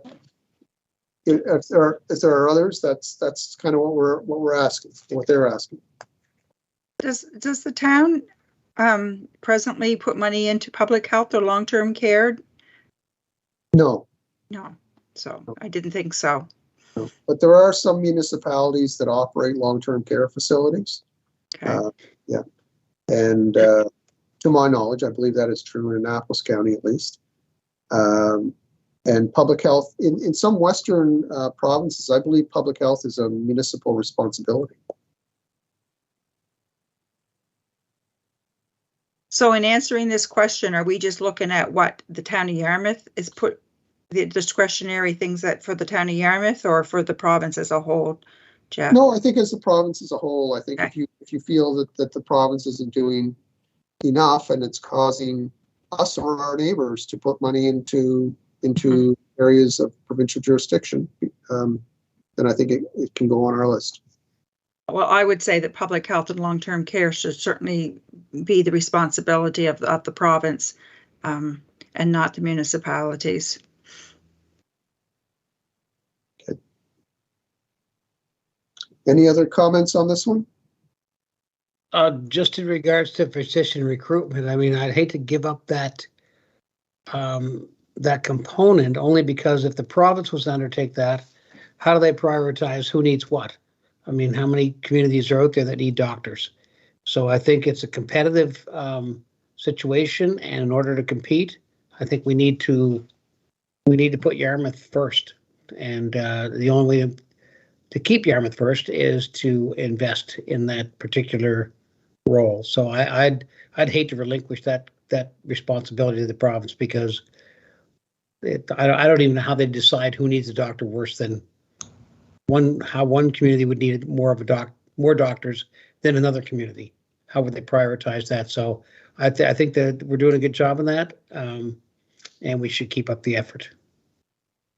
I agree. I think we're doing a great job, and it's nice to know that there's people, when they go away to these different functions and whatnot, that they're getting doctors for here, right for our own town and, tri-counties or whatnot. And I think a lot of times when the province steps in, that HRM gets a bigger pat on the back. I mean, there are more people there or whatnot, but I agree with what Gil said. I think the ability to go get people right for our area, and the people who are doing that job are doing a great job. So it's nice that they actually come back to here. We're not just recruiting for the province as a whole. Yeah, I think nobody can sell Yarmouth like the people from Yarmouth. True. And I think the issue on physician recruitment is that it still seems a little ad hoc-ish in terms of how the province is approaching it and how municipalities are engaged in the process. I think our role should be limited to the selling of the community, and their role should be, the incentives and getting people interested in Nova Scotia, and then we have an opportunity to sell our community. One thing I would worry about with the province taking overall ownership is what I sense happens with NSBI. So Nova Scotia Business Inc. is an economic development entity that exists at the provincial level, and they deal with foreign investment and investment from other parts of Canada, and businesses looking to locate in Nova Scotia, and they have some incentives that they can use, like payroll rebates and whatnot. But for their staff, it's a lot less work and every bit as rewarding to attract a business to Burnside as it is to attract a business to Yarmouth. Every bit as rewarding, but much more difficult to bring a community out of the center, or a business out of the center. But it's much more appreciated and makes much more impact to a community when you can bring a few hundred jobs to a small town. So I would fear with physician recruitment, if we weren't involved, that it would evolve kind of like NSBI, is that it's easier to recruit a doctor to the city than it is to recruit a doctor to the small towns throughout Nova Scotia, and that we would be very secondary in the effort that is put in. So I think, we need to continue to be involved. It's just our role needs to be maybe more clearly defined and in sync with the province. Councillor Bell? Yeah, I as far as physician recruitment and healthcare in general, I think it's really important that there be alignment, so that we remove that ad hoc feel to the process, so that everyone is kind of rowing in the same direction. And I think that there is some value in maintaining some local interest in that process. But I think primarily our responsibility as a council is to create an environment where, and I'm not going to say physicians, I'm going to say healthcare workers, because I think when you just concentrate on physicians, you ignore the fact that in order for a hospital to run, they need a variety of health professionals, and some of those other allied health professionals are in even higher demand than physicians. So while we are focusing on physicians, I don't think we can lose sight of the fact that our responsibility is to create an environment, a social environment that attracts young professionals to the community. Whether they be doctors or physiotherapists or respiratory techs or nurses or, whoever. Yeah. One more comment, if I may. I think we have to accept that when people are looking to relocate to a community, the four things that they're basically looking for is recreation, transportation, health, and education. And since we are somewhat geographically isolated down here and don't have the kind of transportation network that other communities enjoy, and certainly we are a little bit behind the norm as far as recreational facilities as well, and we're working in that direction. But and we don't have a university, so we don't have the educational facilities that others have. I think having those disadvantages, and don't get me wrong, I mean, this community is wonderful, and I will never leave. But there are limitations, and the limitations make it difficult to attract professionals to the area because of the limitations that we have. So relinquishing the responsibility of doctor recruitment or physician recruitment or healthcare recruitment to somebody else, I don't think would work. I think we have to step it up, and I think this community has improved their game as far as trying to bring health professionals to this area. So I think we have to maintain that and point out what we can offer as opposed to what we don't have.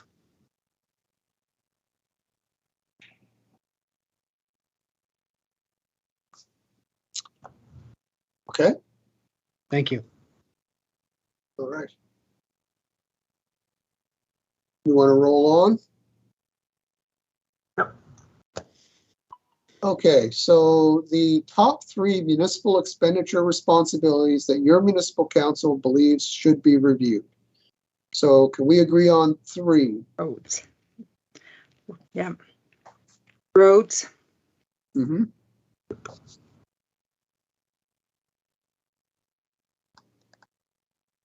Health. Roads, health. Education, we've all said education as well, I think.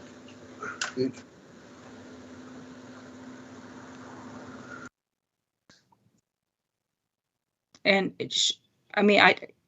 we don't put a lot of money into health, do we, Jeff? Well, we run a couple of clinics through the industrial commission, right? But, and yeah. do some doctor But recruitment. compared to like justice or policing, is that? Nothing compares to policing or healthcare. Right. Yeah.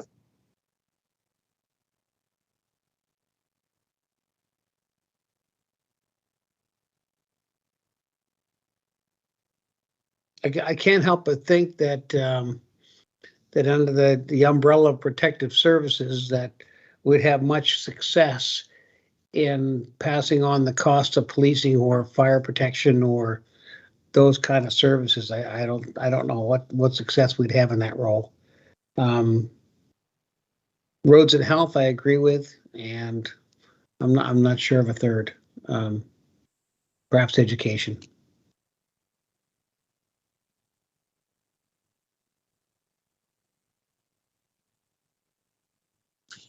So, okay, so is that where we are, folks? Roads, education, and health? Maybe I'll just flash this slide back up so you can. So.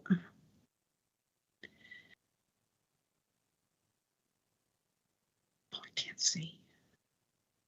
Can you see it? Can you see the slide? I can now. I can see the slide. It's in really small font. Oh, okay. Sorry. Maybe that'll help. That better? That's better. It does. Thank you.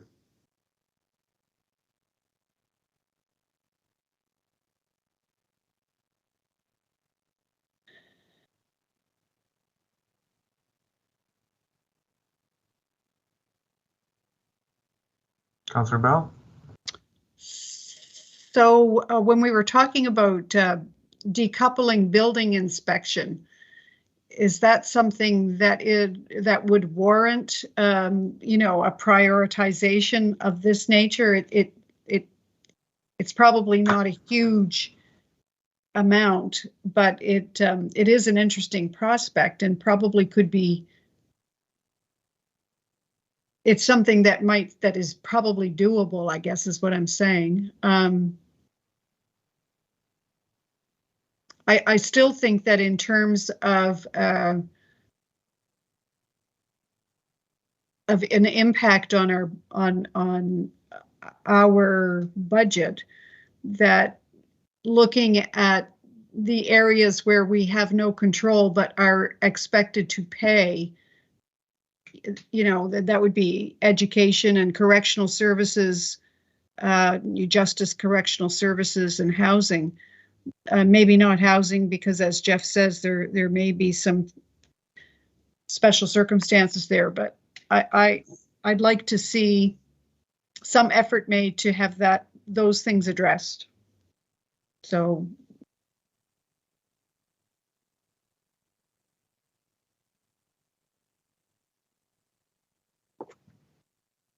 Okay. Any other thoughts? We need consensus on 3.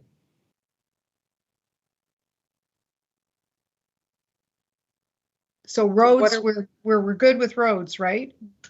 Roads. Everybody's got a thumbs up on roads, transportation, whatever. So that's an easy one. Yeah. I think education. What's their second one? Probably education. Yeah. Are we okay with that? Mm-hmm. Thumbs up. Good. And we mentioned health before. I'm not, is that something that we want to look at, or is it a big enough priority? You know, are we spending enough that it's enough of an issue? I don't know. If we take doctor recruitment out of that equation, I don't think we should be spending a nickel on health.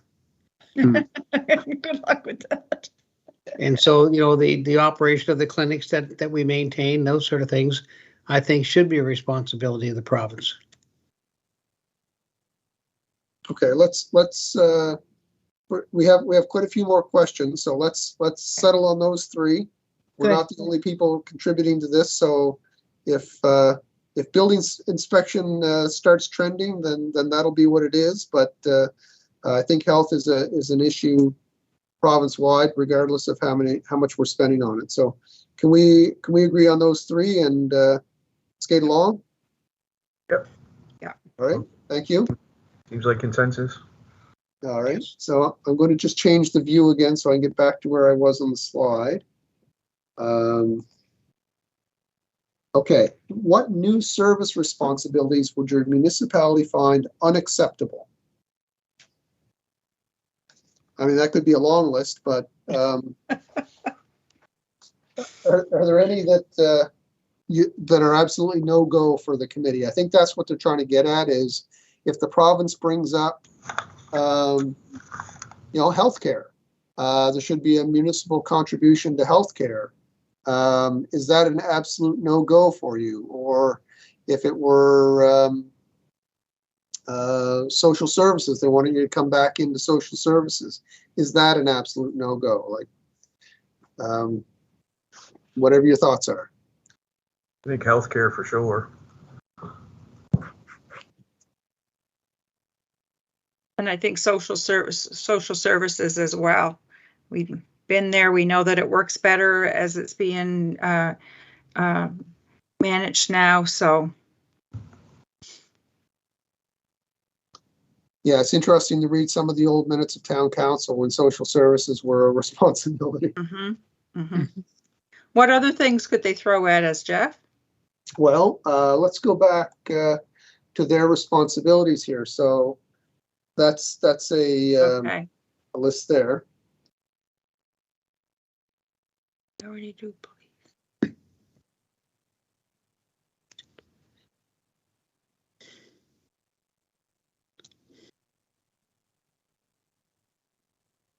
I think the main things that you want to watch out for are the things that are driving the provincial budget right now, which are healthcare and education. And the third one that they're running away from is infrastructure. right? So if they try and throw any more infrastructure costs your way, you should be concerned about that as well.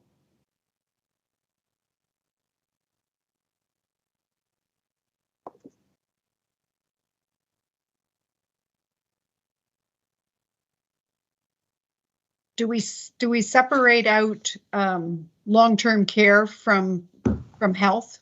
Because I think the two are aligned and they really need to be in the same funding bucket, even though it's kind of a patchwork quilt across the province. I think COVID has taught us that, long-term care needs to be managed at a provincial level so that there's consistency and, all of the things that go along with providing those services. Mm-hmm. Yep. I think it's Shelburne that's right now in the process. Oh, yeah. Trying to get out of long-term care situation. Okay, anything else? Any other no-goes? Just one of the ones on this list that kind of scares me a little bit is environment, because I would hate to have to bear the costs of rules that are set by another level of government. Mm-hmm. So in other words, the federal government or the provincial government could impose strict standards, and by imposing those standards, if we were to accept the responsibility for them, that could be a huge cost. So I'd be really reluctant to sign on to accepting environmental costs with somebody else setting the regulations or the rules. Kind of like building inspection. Yeah, kind of, Only bigger.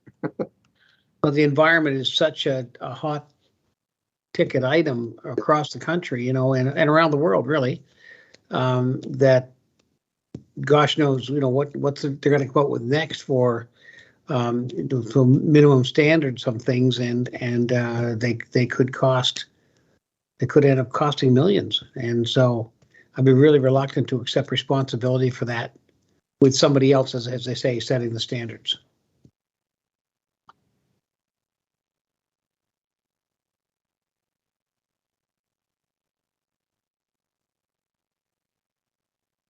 Unfortunately, the changes in those standards often come right back to the local community, whether it's in our landfill changes and our water and wastewater, mm-hmm. Now into coastal protection. A lot to it. Okay. Any other thoughts there before we skate away? Okay, got a fairly good list of no-goes.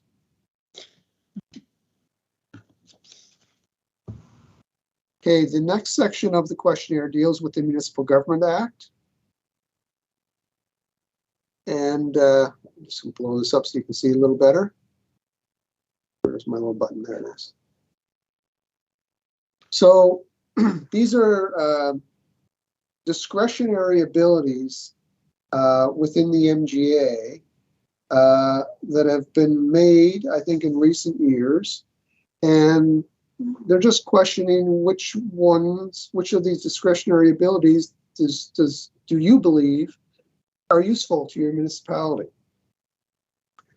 So there's expanded powers to expend and language in the MGA for broad interpretation of the Act. So, it doesn't have to be necessarily a strict interpretation. Mandate to establish a code of conduct for council. The ability to finance developments that increase accessibility. So we recently got that one during COVID. The ability to enable municipalities to sell land below market price in some cases. The ability to engage in negotiation for the purpose of increasing affordable housing. The ability to create commercial development districts, so that is the phase-in, property tax assessment phase-in, or others. So are there any of those powers that you find especially useful? I would actually think all of them. Yeah. Okay.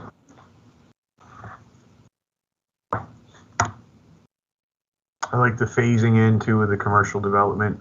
I think that's a good thing if you're a business and, you know, you want to put a couple extra bucks into it and don't want to be swamped down with those taxes right away. I think that's a real good incentive to make sure improvements come from, you know, from yourself without the burden of the huge tax right away. So I know a few business owners and that are quite pleased that we went that route, and it allows them the ability to improve. It makes their town look better without that financial burden so much right away. Some of these powers we haven't actually used. For instance, the ability to finance developments that increase accessibility, that's fairly new and hasn't become a thing yet for us.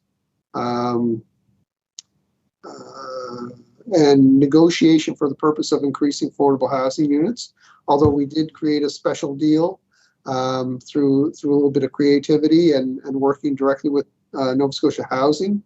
There are tools within the MGA now that allow us to negotiate for that. So if you're okay, I'll say all of them. I mean, more authority gives you more levers to pull when an opportunity or a situation exists. Is that okay with everyone? Yeah. Okay.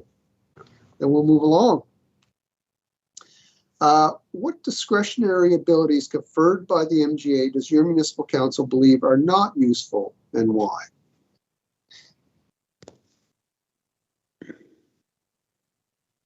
And I think that's probably referring to the previous list. Mm. Yeah, so if we think they're all useful, then we probably by default don't think any of them are not useful. We may not have had a situation where we've had to use it yet, but I think having more tools in the toolbox is always a good thing. And that's coming from a tool collector, so. I agree. I think what you said about the levers to pull when needed is a good thing, even if it's not being used at the moment. You never know down the road, and just having the ability to jump in and have that already set up is a good thing, I believe. Yeah, and I know, from our own experience, we've run into situations where there wasn't a tool that fit, and we had to go to the province and negotiate and convince to create a tool for us. And that was a process that took well over a year. And in some cases, in many cases, that would result in not getting the tool you want. So we were lucky, and you won't always be lucky. So put the tools in the toolbox now and have them for when they're needed. Okay, move along. Are there additional discretionary abilities your council believes should be granted by changes to the MGA? I don't have it.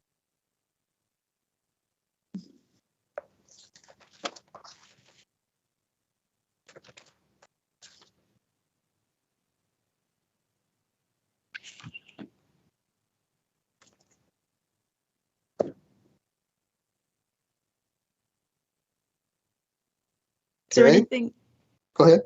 Yeah, is there anything that you've come across, Jeff, that you would, like you said, you had to go to the province to get special permission? Are there any things there that you would feel would be useful that we don't have? I have a bit of a list. Okay. Just let me change my view here. So first one is in many Western provinces, rural municipalities have the ability through a bylaw to elect their representatives by an at-large process as opposed to by district, which is presently in the MGA. So one suggestion would be give us the authority, give rural municipalities the authority to elect councillors at large. That's one. Oops, I got a few here, so I'm just going to expand here so I can see them. I know that makes the slide smaller. So regulating the use of town or local roads for off-highway vehicles. We've talked about that a lot, and the frustration the council has every few months with the realization that we don't really have control over our own roads. So maybe that changed. There's an issue with towns and ribbon development that occurs on the outskirts, and whether that creates an issue, and I don't know what the right mechanism to fix it is. It could be an annexation mechanism. I mean, there isn't a mechanism now, but it's cumbersome. It's through the UARB. that there might be some mechanism that kind of automatically an area, a geographic area, becomes annexed to a town if it's serviced by the town, if its development is to a certain degree in terms of density, that maybe it just becomes part of the town at the town's discretion. So that's a thought. Another way is to say, okay, well, if it's using town services and it's right next to the town, maybe the taxes generated should be shared. And thereby you decrease the incentive of a neighboring rural municipality to compete with the town for development. What's intended here is to reduce the competition, to really reduce the duplication that's created by competition. Another idea is photo radar. So a lot of Western provinces have the ability to collect fines through using photo radar. That authority does not exist within Nova Scotia, but it has been proven in other parts of Canada and could easily be brought to Nova Scotia. It's a revenue source for some municipalities. Some municipalities, a significant revenue source. An issue that we have within our finance department is that water bills, outstanding water bills, are not a lien on real property. And so when a property gets sold, if the lawyer misses it and doesn't contact the town for the balance on the water bill, and this happens particularly, well, it doesn't happen often, but it does happen. If that were a lien on the real property, then they'd be 100% collectible like our sewer rate. So that's something. Watersheds. So the Lake George watershed, it is critically important to the town of Yarmouth. Although we do not control the development regulations in the watershed, we don't collect the taxation. We are responsible for protecting the source water for our water system. Maybe we should have the authority to tax or annex that geographic area because it is so important and integral to the town of Yarmouth. Phase in for housing assessment. So we've talked about the phase in agreements for commercial assessment. Right now, there's a housing crisis all across the province. What about a phase in for new development, phase in their taxes? So you get to build an apartment building and face a lower tax bill for the first, say, 10 years of its existence to give you a chance to recover some of your capital. Water out of town. So some legislative requirement that lawyers settle their water account. That's less than making it a lien on the property. Obviously, it doesn't get missed if it's a lien, but short of that, maybe just a legislative requirement for lawyers to settle that up. We talked about, Jerry and I talked about earlier, all of the time and effort that goes into negotiating intermunicipal agreements. What about if there was just a standard carte blanche, if there's a service that is shared across municipal lines through a corporation or through an agreement, that the basis of the sharing is population and uniform assessment, or whatever other formula, but that there be a single formula. You cannot imagine the amount of time that would be saved if we did not have that single issue of cost sharing of intermunicipal services, if that was off our plate, if it was just part of the way it's done. Grant in lieu for schools and hospitals. So right now we don't receive any consideration in the grant in lieu for schools, hospitals, and other similar provincial-owned facilities. We'd like that to change. That's a suggestion that could mean thousands and thousands of dollars for the town. And by the way, schools and hospitals do attract a lot of traffic. And so they do have a burden on our roads. They do demand sidewalks and other consideration. Facades and murals. Right now we have a workaround for that. We give a grant to a society and the society delivers a program that the town wished to deliver. It's unfortunate that it's not unfortunate that the society exists and is in place, but it's unfortunate that it has to be a workaround so we can't give money to a private business for the purpose of a facade improvement, but we can give a grant to a society, and a society can do whatever its purpose is. So it's a workaround. If that restriction was not in the MGA as it is, if there was some opening there that we could avoid having to find a workaround. The workaround we found works. It's just, why do we have to find a workaround? Energy assets. So wind turbines are not taxed for their value.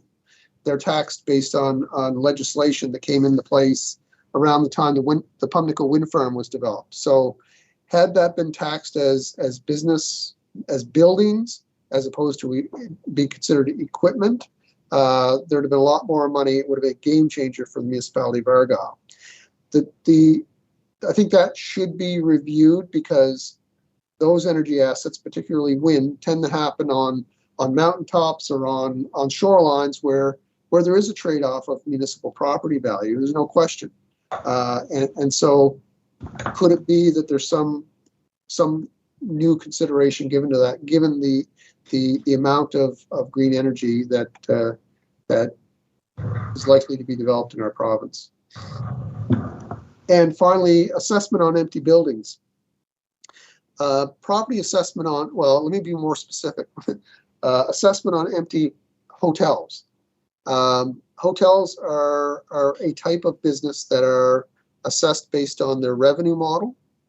And when you have an empty hotel or a closed hotel, the assessment plummets quickly. So we have a case on Forest Street where we have an empty hotel that its assessment is probably very close to a single family dwelling. And so it takes up a significant piece of real estate, and it was closed as a matter of choice by the operator, not forced by bankruptcy or anything. So it's just something that we wonder, what would be the impact for empty buildings if their assessment didn't decrease when they were empty? Would that cause the owners to find a way to either occupy them or sell them more quickly? And as council knows, we have 50 or 60 unoccupied buildings or empty buildings in our community. Just a thought there. So that's my short list.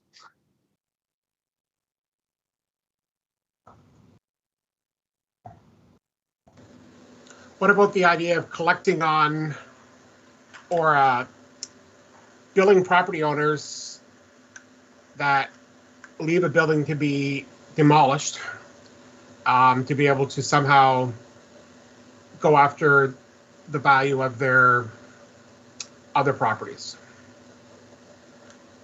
Oh, that's okay. So I'm glad you mentioned that, Derek, because that is a thing that we sometimes have. It's related to that. Sorry, it's not exactly the same thing, but I think you're onto something there. Is property owners, multiple property owners who have multiple properties, essentially abandoning one and leaving a problem in the community, whether it gets to the extent we had on Main Street or not. That can be a problem. The other problem that we sometimes have, and you may be surprised to hear this, a property owner or a landlord can actually let their water bill of one of their rental properties go to the point of a water shutoff. So you have many families affected by that decision, and yet their own personal property, where they enjoy a hot shower and water at the tap, we can't touch that. So a water shutoff is limited to the specific property, not to the property owner. If we had the ability to actually turn off the home of the landlord, probably the water bills for all their tenants would get paid.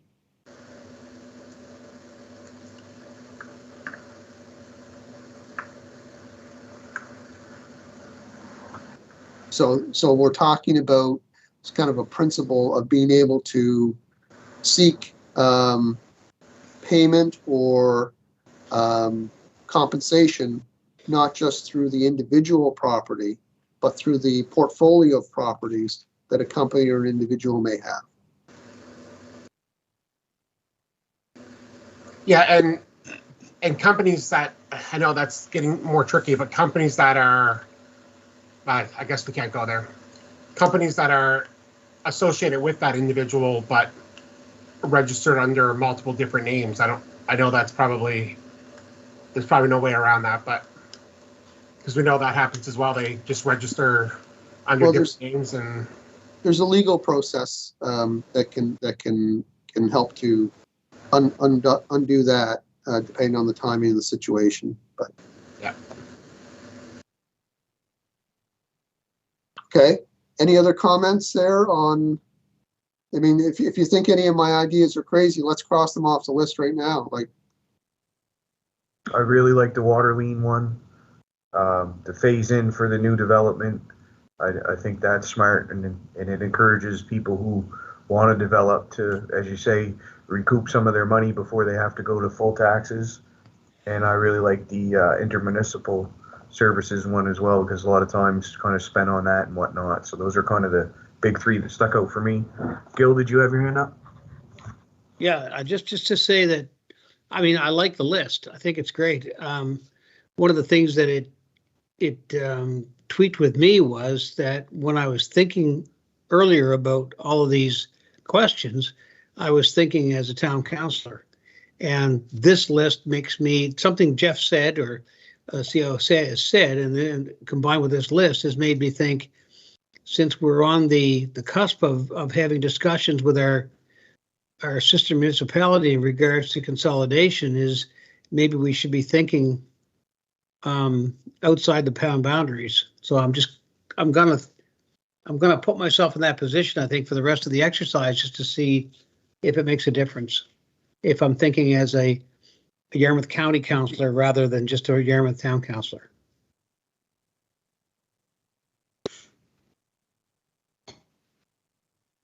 that's a great perspective.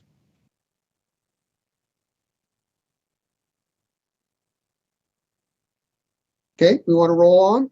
Yeah. Okay, we're rolling. Okay.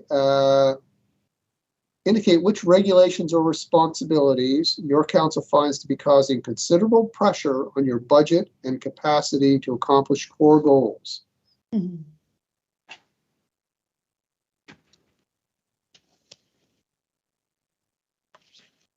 The next slide will list them. Oh, sorry, thank you. So let me bump that up for you.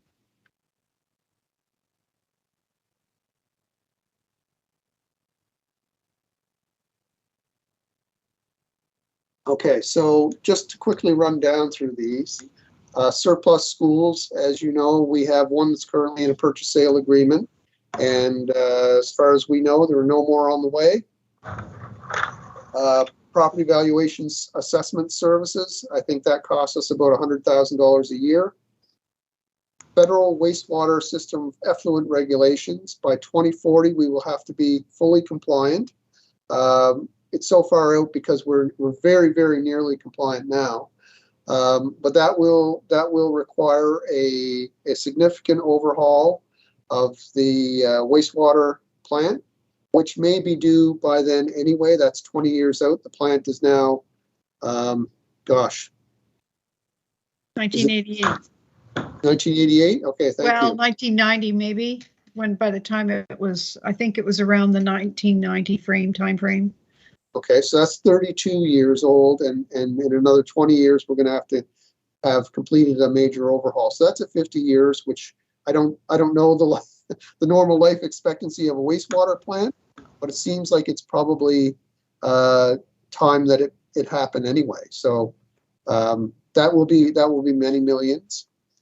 And to be honest, although it's not hitting us right now, we are so very close to meeting that requirement that it almost seems like if it weren't the natural refresh or recommissioning time for the wastewater plant, that some additional extension there to make it make sense would be warranted. I can't tell you what the police evidence lab analysis services cost is. I don't know that one. Minimum planning requirements doesn't really cost us. We have a planner. We've had a planner for probably as long as we've had a wastewater plant or longer, and so we're well covered there. Worker compensation board premiums for volunteer firefighters.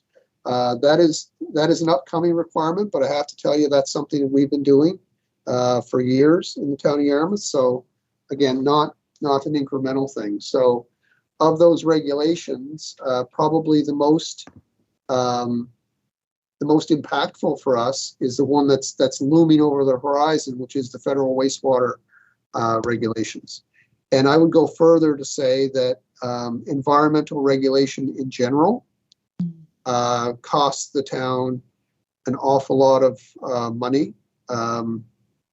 In some areas, it's absolutely necessary when you talk about your drinking water.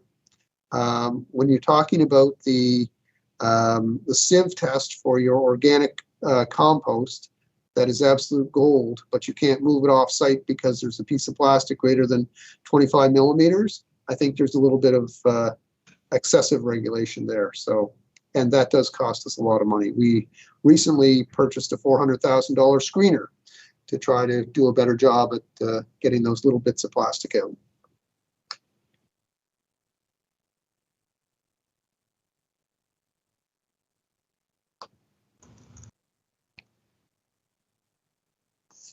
So the question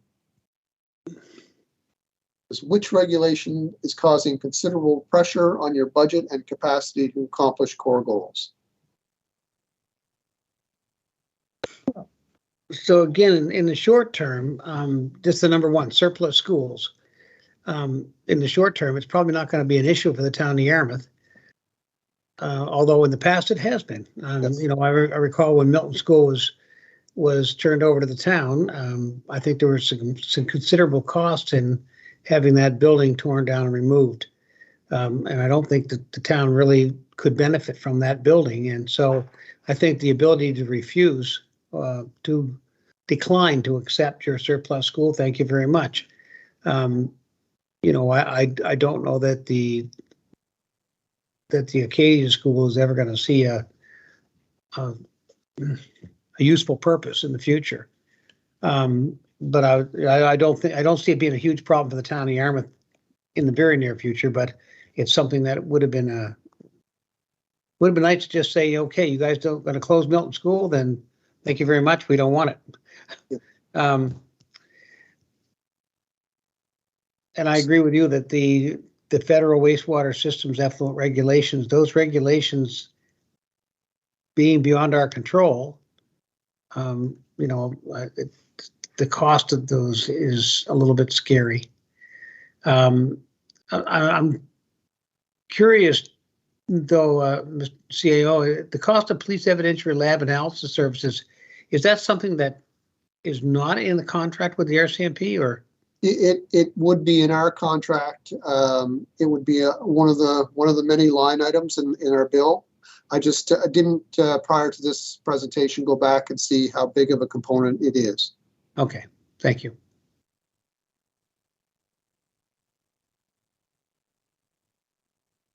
I'm just thinking about that now. I don't know if Jerry's still on the call here. He is. Jerry, do we get a separate bill for DNA testing? I'm just starting to second guess myself there.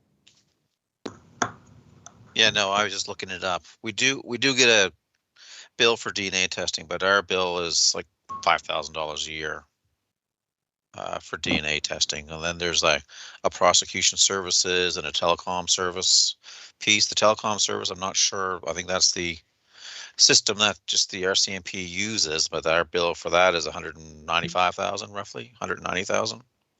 That's the one big piece after the contract. So the other pieces are, like, say, in relation to the contract, 5, 10, and 15,000. So, yeah, no. So what they're talking about there, I was trying to figure out what they're actually talking about. So I don't see it anywhere on our bills. Okay. So if we were to say environmental, federal wastewater, and surplus schools, and Gil, I appreciate with your municipal councillor hat on, or your regional councillor hat on, you know, you've got Port Maitland, you've got Carleton, and you may even have Maple Grove. I'm not sure if Maple Grove is of the vintage that it was after the schools were built on municipal property, or if it actually someday may end up in the hands of the district. And you probably are going to have Arcadia too. Yeah. So Well, that one was already divested once. you're right. Yeah. It served its purpose. It served its purpose. Okay. It's the future home of something. I read the sign. But Let's not go there. Let's not go there. Yeah, but the municipality could be, you know, it could be facing significant burdens in the future with regard to surplus buildings, for sure. Absolutely. Well, Unfairly. demolition costs versus maintenance costs. You know, quite a trade-off, but Yeah, it's, I find it interesting that that the province was able to find the money to refurbish Burridge. Because I think they own Burridge, right? Oh, yeah. So it's kind of interesting that they were able to do that. And Well, it may bode well for the future then, if their view of schools going forward is, you know, that they have a post-closure cost. Yeah. Where in the past they hadn't, that the Yeah. idea of renovating as opposed to just Yeah. tossing it and cutting a ribbon and building new. You know, would we have an empty high school if that were the case? When that was, Exactly. yeah. Yeah, exactly. Okay. All right. Can we roll along? Okay, I'm going to put you back up on there. All right. So the next. There we go. Are there any other responsibilities brought about by statutes or not mentioned that add significant pressures to your budget? Any that weren't mentioned?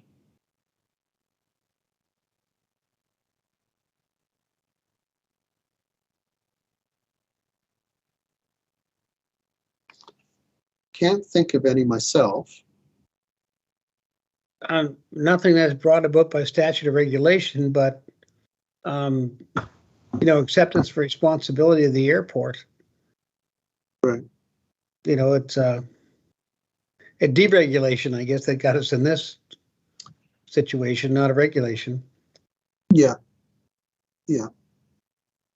Well, it's a federal policy, and it's hit us at the port, and it's hit us at the airport, and it's hit us at the ferry terminal, and it's the divestiture of infrastructure, right? Federal government getting out of the game of servicing rural Canada. You know, communities never want to be left behind or abandoned, and lose those what were in some cases and still are in other, those economic drivers. You don't want to lose them, so you step up, and next thing you know, now you're trying to provide the service of the federal government without the financial resources to do so. Oops. Okay, anything else comes to mind there, folks?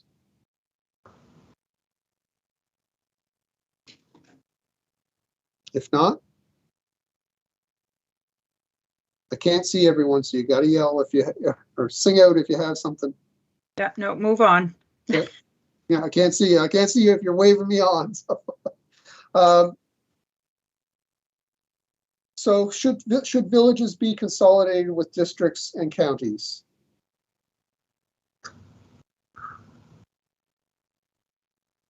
So villages are a type of local government that doesn't have responsibility for roads, does have responsibility for some things. They are somewhat controlled by the rural districts that they exist within. I got to be honest, I can't give you a lot of advice here on this. You may want to just skip this question unless you have insight. No, that's my first thought on that, was that we really, you know, are not that knowledgeable about it. So for me to make a decision or comment on that would be unfair to those that might be impacted by this. Agreed. Are there any, excuse my ignorance, but are there any villages in Yarmouth County?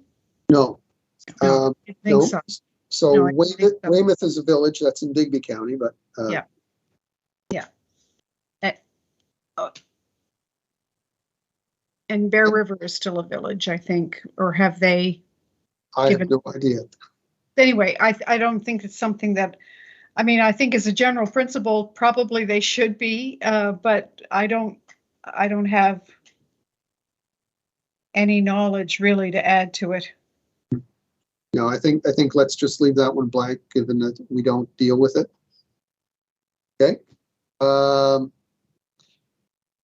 So municipal mergers, this is a discussion. We talked about this before, the difference between consolidation and amalgamation, and sort of how it happens. Under what conditions does your council believe municipal consolidation is advisable? Reasons could include fiscal insolvency, limited access to qualified personnel, infrequency of competitive elections, or an effort to decrease costs. So have you given that one any thought? Under what conditions do you believe municipal consolidation is advisable? I think the time spent on intermunicipal agreements sometime as well. I'm sure I don't need to preach to you, Jeff, what goes on there. And a lot of time and effort is spent by both CAOs and staff to bang out agreements that sometime are 2 or 3 years behind, and then you finally get one and it's time to crack on another one, you know, and it's just hard to roll. And I know Jim McLeod was a big pusher of that one and how much time and energy it takes for staff. So that one comes to mind to me right away. Belle, did you have your hand up? Yeah, I think I just wanted to make the observation that I think that anytime that we are looking at consolidation or amalgamation because of insolvency, it's because of a failure of imagination. So I would hope that that efforts at consolidation would occur long before the financial stresses had reached the point where the one or all of the municipal units are facing insolvency. So I would say that that for me, it's the rationalization of services, the recognition that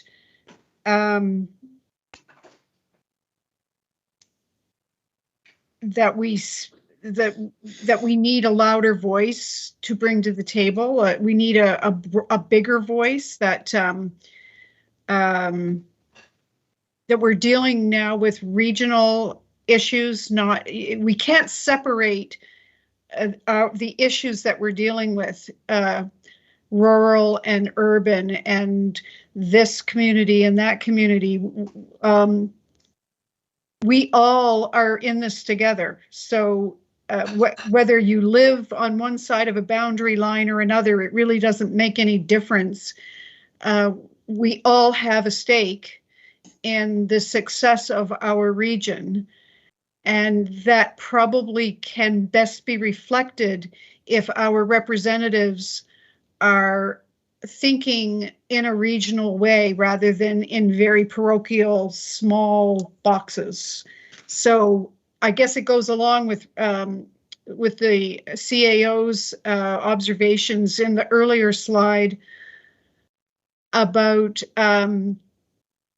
the ability to elect representatives at large as opposed to on a district basis. I absolutely concur with that observation, because I think that we both need local representation and we need regional representation, and that all goes along with it. So for me, consolidation, amalgamation are I would consider them as a way of uniting a region to create a more unified voice for the community I serve. Councillor Dares? Thank you, Deputy Mayor. First off, I think the reasons that are listed here in fiscal insolvency, limited access to qualified personnel, infrequency of competitive elections, and maybe an effort to decrease costs, that might be a viable reason or a valuable reason. But the others don't really, I think, play into our situation today in Yarmouth County. I will say that I think consolidation, I would be, and you all know I'm in favor of it. Number one, I think it increases our influence on the other levels of government, and it gets rid of some of the competing interests. I think we all start to work towards a common goal. And I know that you're probably tired of hearing it, but in the years that the decade that I was a manager at the Mariners Center, one of the things that was most frustrating was the fact that each decision that was made, for example, for capital purchases, each decision was eventually requested of 3 different municipal units. And so if the town said, yes, I agree with, if you had 5 priorities, then the town would say, we agree with 1, 3, and 5, but the municipality of Yarmouth said, we'll do 2 and 4, then none of them got done. And so it was frustrating. I think we can do better. I think we owe our citizens better than that. And I think regional representation, I think, we have to look to the future and we have to do what's right. And I think looking to the future and doing what's right for this community is streamlining government. And streamlining government means consolidation. So that's where I'm at. Thank you. I think Gil's comments earlier about thinking regionally is a smart way, especially, that's forward thinking. I know one of the things that I don't care for is the ward system or the district system. I believe just in general, representing the community as a whole, as opposed to that's not my backyard, is a good thing. And also only the whole idea of, I'm going to look out for my area and maybe not for the whole area. So the regional thinking that comes into things, I think, is very important. I mean, when our sports teams go away, they don't go away and say, I'm representing Hebron, I'm representing Overton or Yarmouth, you know what I mean? So to me, even as a town councillor, I always think as our region as a whole. I think of our brothers and sisters on both sides in Argyle and the municipality, and I think that's important. And I think that's the type of thinking that moves you forward when 25,000 people can put in an application for something and apply for federal money. It has more than 6,500. And just in general, when you're thinking of the greater good, if we all benefit, then why would we not want to do those things? So I think that's a very smart way to think, Gil, and I myself, since you said that. And I like to think just in general that I think that way. And I hope we all continue to do that when we do these exercises and whatever that could benefit us moving forward. So I think anytime a town exists adjacent to a district municipality, they ought to consolidate. And I think sometimes too, we get the bad ticket of, oh yeah, you just want our money, or it strengthens you. And no, it strengthens us.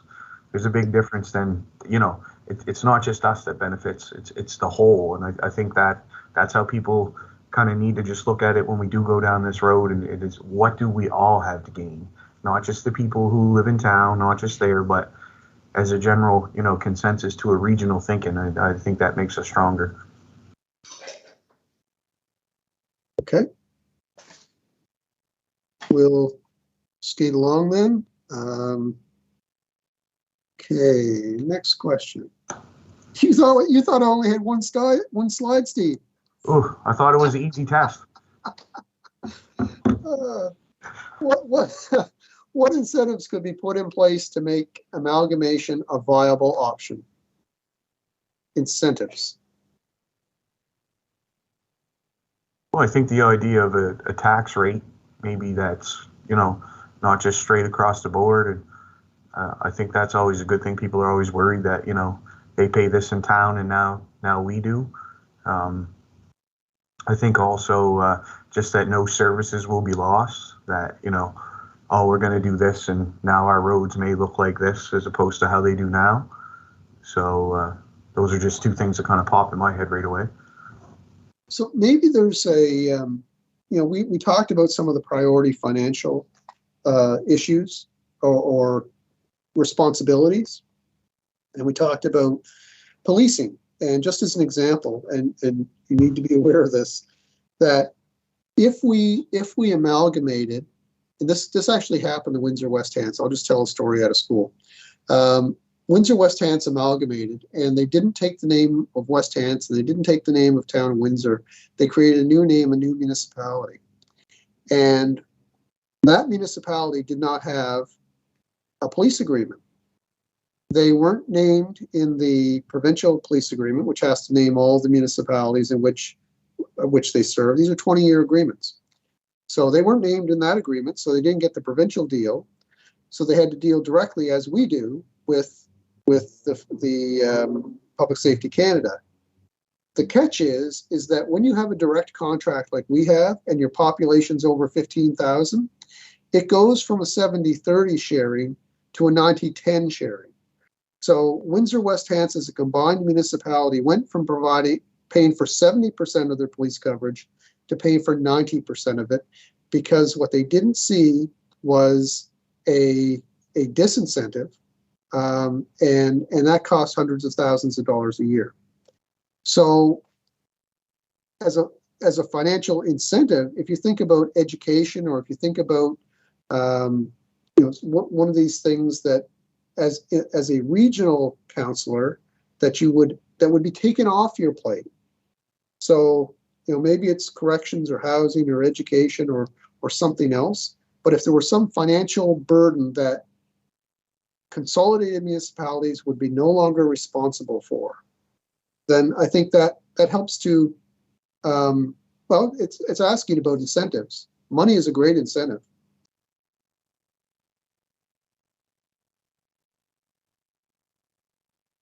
I like that. I find it interesting that this question uses the word amalgamation as opposed to consolidation.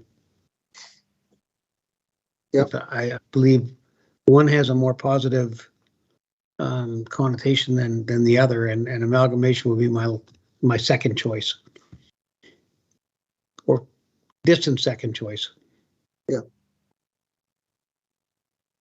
Well, what's interesting, just to comment on that, Gil, was the last question used consolidation. This question uses amalgamation. And I don't think that, my guess is that they didn't mean to differentiate between one and the other, but they did go out of their way to define them in an earlier slide. So maybe they did. Exactly. Yeah. Interesting. It's subtle. Yeah, I don't even think the province wants to incentivize amalgamation. No. Because that's a process where control is given to the UARB. I think that's important too, to be able to walk your own walk and to go to where you want, as opposed to follow a map that's pre-laid out for you. Like the ability to adjust things that work for this area may not work for HRM or other end of the province, but you want the ability to sit down with your councillors in your community and come up with something that works for the area, as opposed to here's a piece of paper and that's what you're doing. So I agree with Gil. The consolidation is a way better word.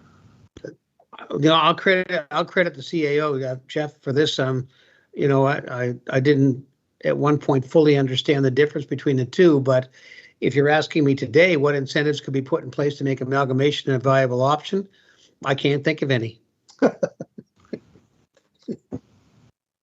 Yeah. Okay. Ready to roll on? Yep. Okay.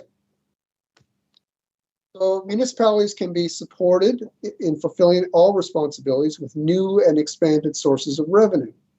What new or expanded revenue sources or tools does your municipal council believe to be most viable?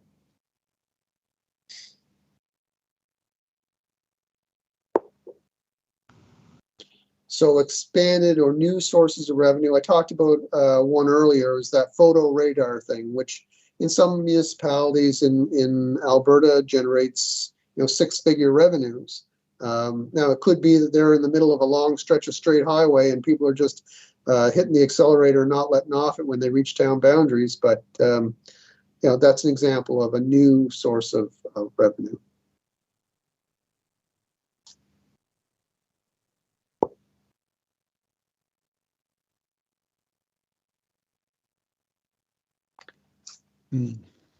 Another example I've heard about, when the other councillor Dares was on council, she took a study tour down to, I think, the Carolinas or Virginia, on a tourism related study tour. She came back with the fact that some municipalities in those areas actually had a tax on prepared food and beverages. So they were able to generate money much same way we do from a marketing levy from hotels and motels. They were charging 1%, 2%, some small percentage on any prepared foods and beverages sold within the jurisdiction, and it generated significant revenue.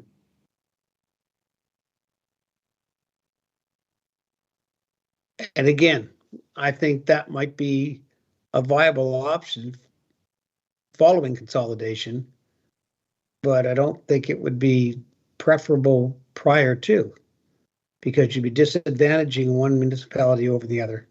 Right. And that's actually a great point, because that's the way when we did the room levy, the district and the town did it together. We both had hotels and motels, and it was done that way, probably with that very intent, is that we didn't want to create a disadvantage situation. Okay. Any other thoughts? Go ahead. Sorry. It's a good one. Okay. Any other thoughts on revenue sources? Are we ready to roll on? Roll on. Okay. So operational grants. Here's an example of some operational grants that we receive. A whole bunch listed there.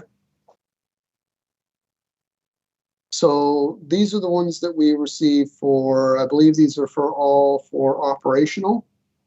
So the question is, what grants has your municipality received for operational expenses, and how could these grants be improved? So the equalization number that you see there is twice our normal amount. We had double equalization last year. So that one could always be improved by continuing to double it. The knock on equalization that I've heard is that the formula is not very comprehensive, and that the program itself is not fully funded. So I think that that's one that we might want to look at and say that should be reviewed and make sense for the changing responsibilities that municipalities have. The other one that I flagged earlier is the grant in lieu, the provincial grant in lieu. It exempts major facilities such as hospitals and schools, and so a review of the provincial grant in lieu would be more fair.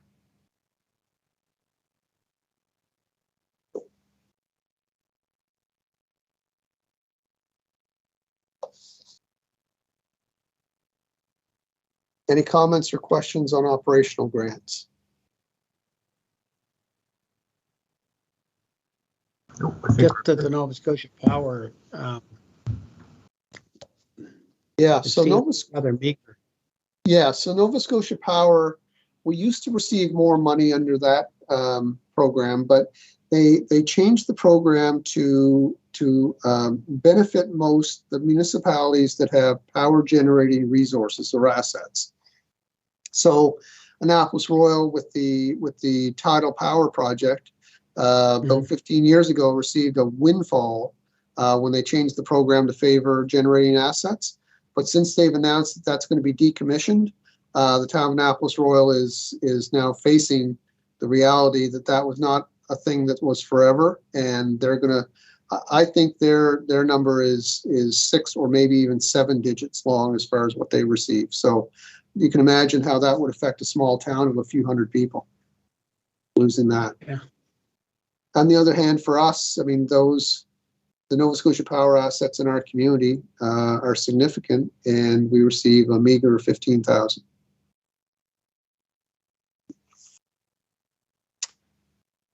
Okay. So how could the grant, okay, talked about that. So these are the capital grants. And so what we've listed here are capital grants. I hope you can see that well enough. Capital grants that the town of Yarmouth has received in the last year or two. And just to give you a sense of the scope.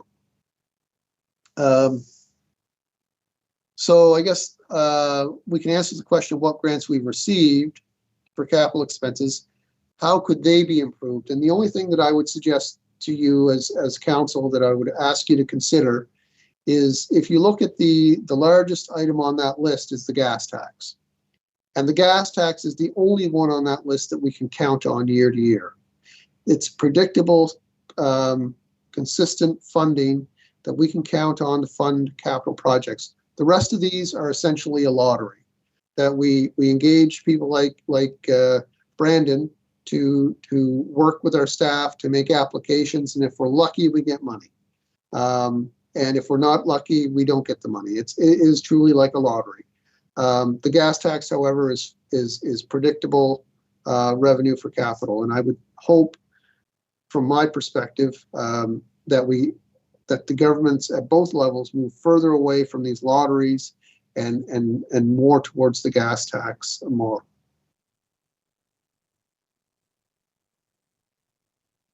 Yeah, money you know you're getting is either easier to budget on and plan for as opposed to let's hope for the best, and yeah, you know, you don't know, so you can't plan for what you don't know. Right. Now, and if you look at the size of our gas tax allocation, and so that's a double gas tax, by the way. That's not our annual amount alone. But if you look at the size of our gas tax annual contribution, you know, maybe there's not really much need for capital grants smaller than that. Maybe they should just have a major category for things like a Mariner Center expansion that you can tap, you know, on a once every 10 years, a community is going to have a project of that size, right? Do away with all of these very small ribbon cuttings or announcements, and really focus on larger things, but not focus them all in the central area. It is important that grants are distributed throughout the province.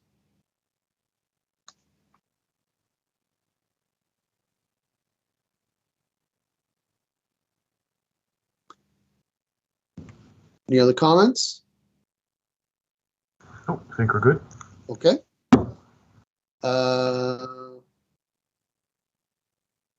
Or anything about your municipality that your council believes deserves special consideration in terms of expenditure responsibilities, legislation, or financial support? The ferry terminal. We're an international gateway. Yep. The airport. Our wharves.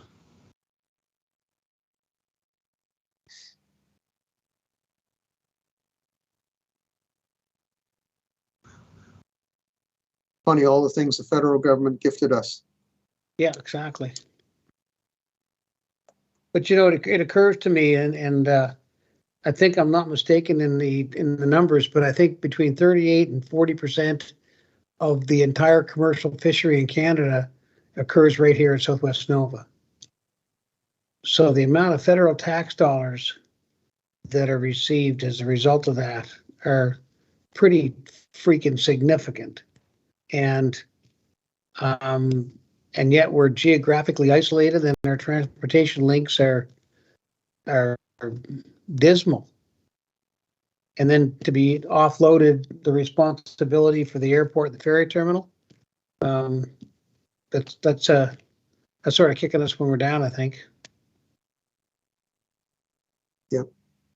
I think as far as the wharfs go too, not having a designation to be small craft or this or that, so you don't even fit into the programs a lot of times that are available, because we're kind of in between everything, but yet that's a huge economic driver for us, and it's hard to receive grants to fix things up because we don't fall into the right term or designation. So that's another hard one. Yep. Okay. So there's an argument to be made for all of these, the terminal, the wharves, and the airport. And, the geography itself that we're on an extreme end of the province, I think plays into that as well. Gives us a little bit of a special consideration. And maybe that's why we're the international gateway. Okay. Anything else about our municipality that you think deserves special consideration?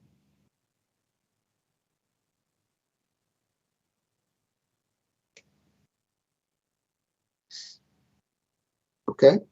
The only other thing I might add is that we are the 5th largest town in the province, and the province did have a report done, the Now or Never report, that's now starting to look more like never than now. It did identify a model for regional government that identified 8 regional centers, and we were identified as one of those. And so if the province believes that a rationalization of municipalities is important to our future prosperity, we are one of those areas. We are one of those centers. And so I would throw that on top of the infrastructure considerations.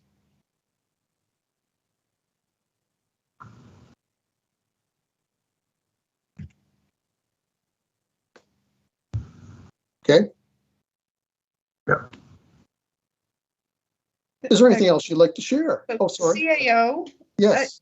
The Now or Never report, was that separate from the One Nova Scotia report that Ivany did? Was that? It's the same one. Okay. Okay. It was titled the one Nova Scotia, Now or Never. Now or Never. Okay. Yeah. Okay. Good. Yeah. I just thought maybe I'd missed one.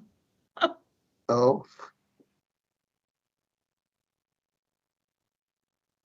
So that brings us to the end of the survey, folks. I mean, that wasn't long. But good discussion, though. No, I appreciate your patience and engagement, because I think it's important that we respond to this. I mean, there will be, I expect most municipalities will, and it's important to our association that they have the feedback of the members in order to go to the table with some authority. So your time and attention is appreciated for sure. And I think it's great too that the community can watch this and understand the discussions that we're having and, what we believe is important. And if anybody out there, thinks that other things are, that they can contact us and have these discussions. This isn't like a meeting that's not there, come watch it, see what we believe. And, it's for the greater good of the region, as we said earlier. So, Mr. Chair, as you said, the presentation is on your agenda to be accessed at any time, and it'll be there for the public as well. The video will be linked to it. There's a lot of information in there, and there may be more questions that arise as you think about some of the things that were within that survey. So I encourage you, all of you, if you think of questions that you have about, you heard something I said or you saw something in a slide that tweaks another thought that you'd like to explore a little further, by all means, reach out and or put it on a future agenda, and we can continue the discussion.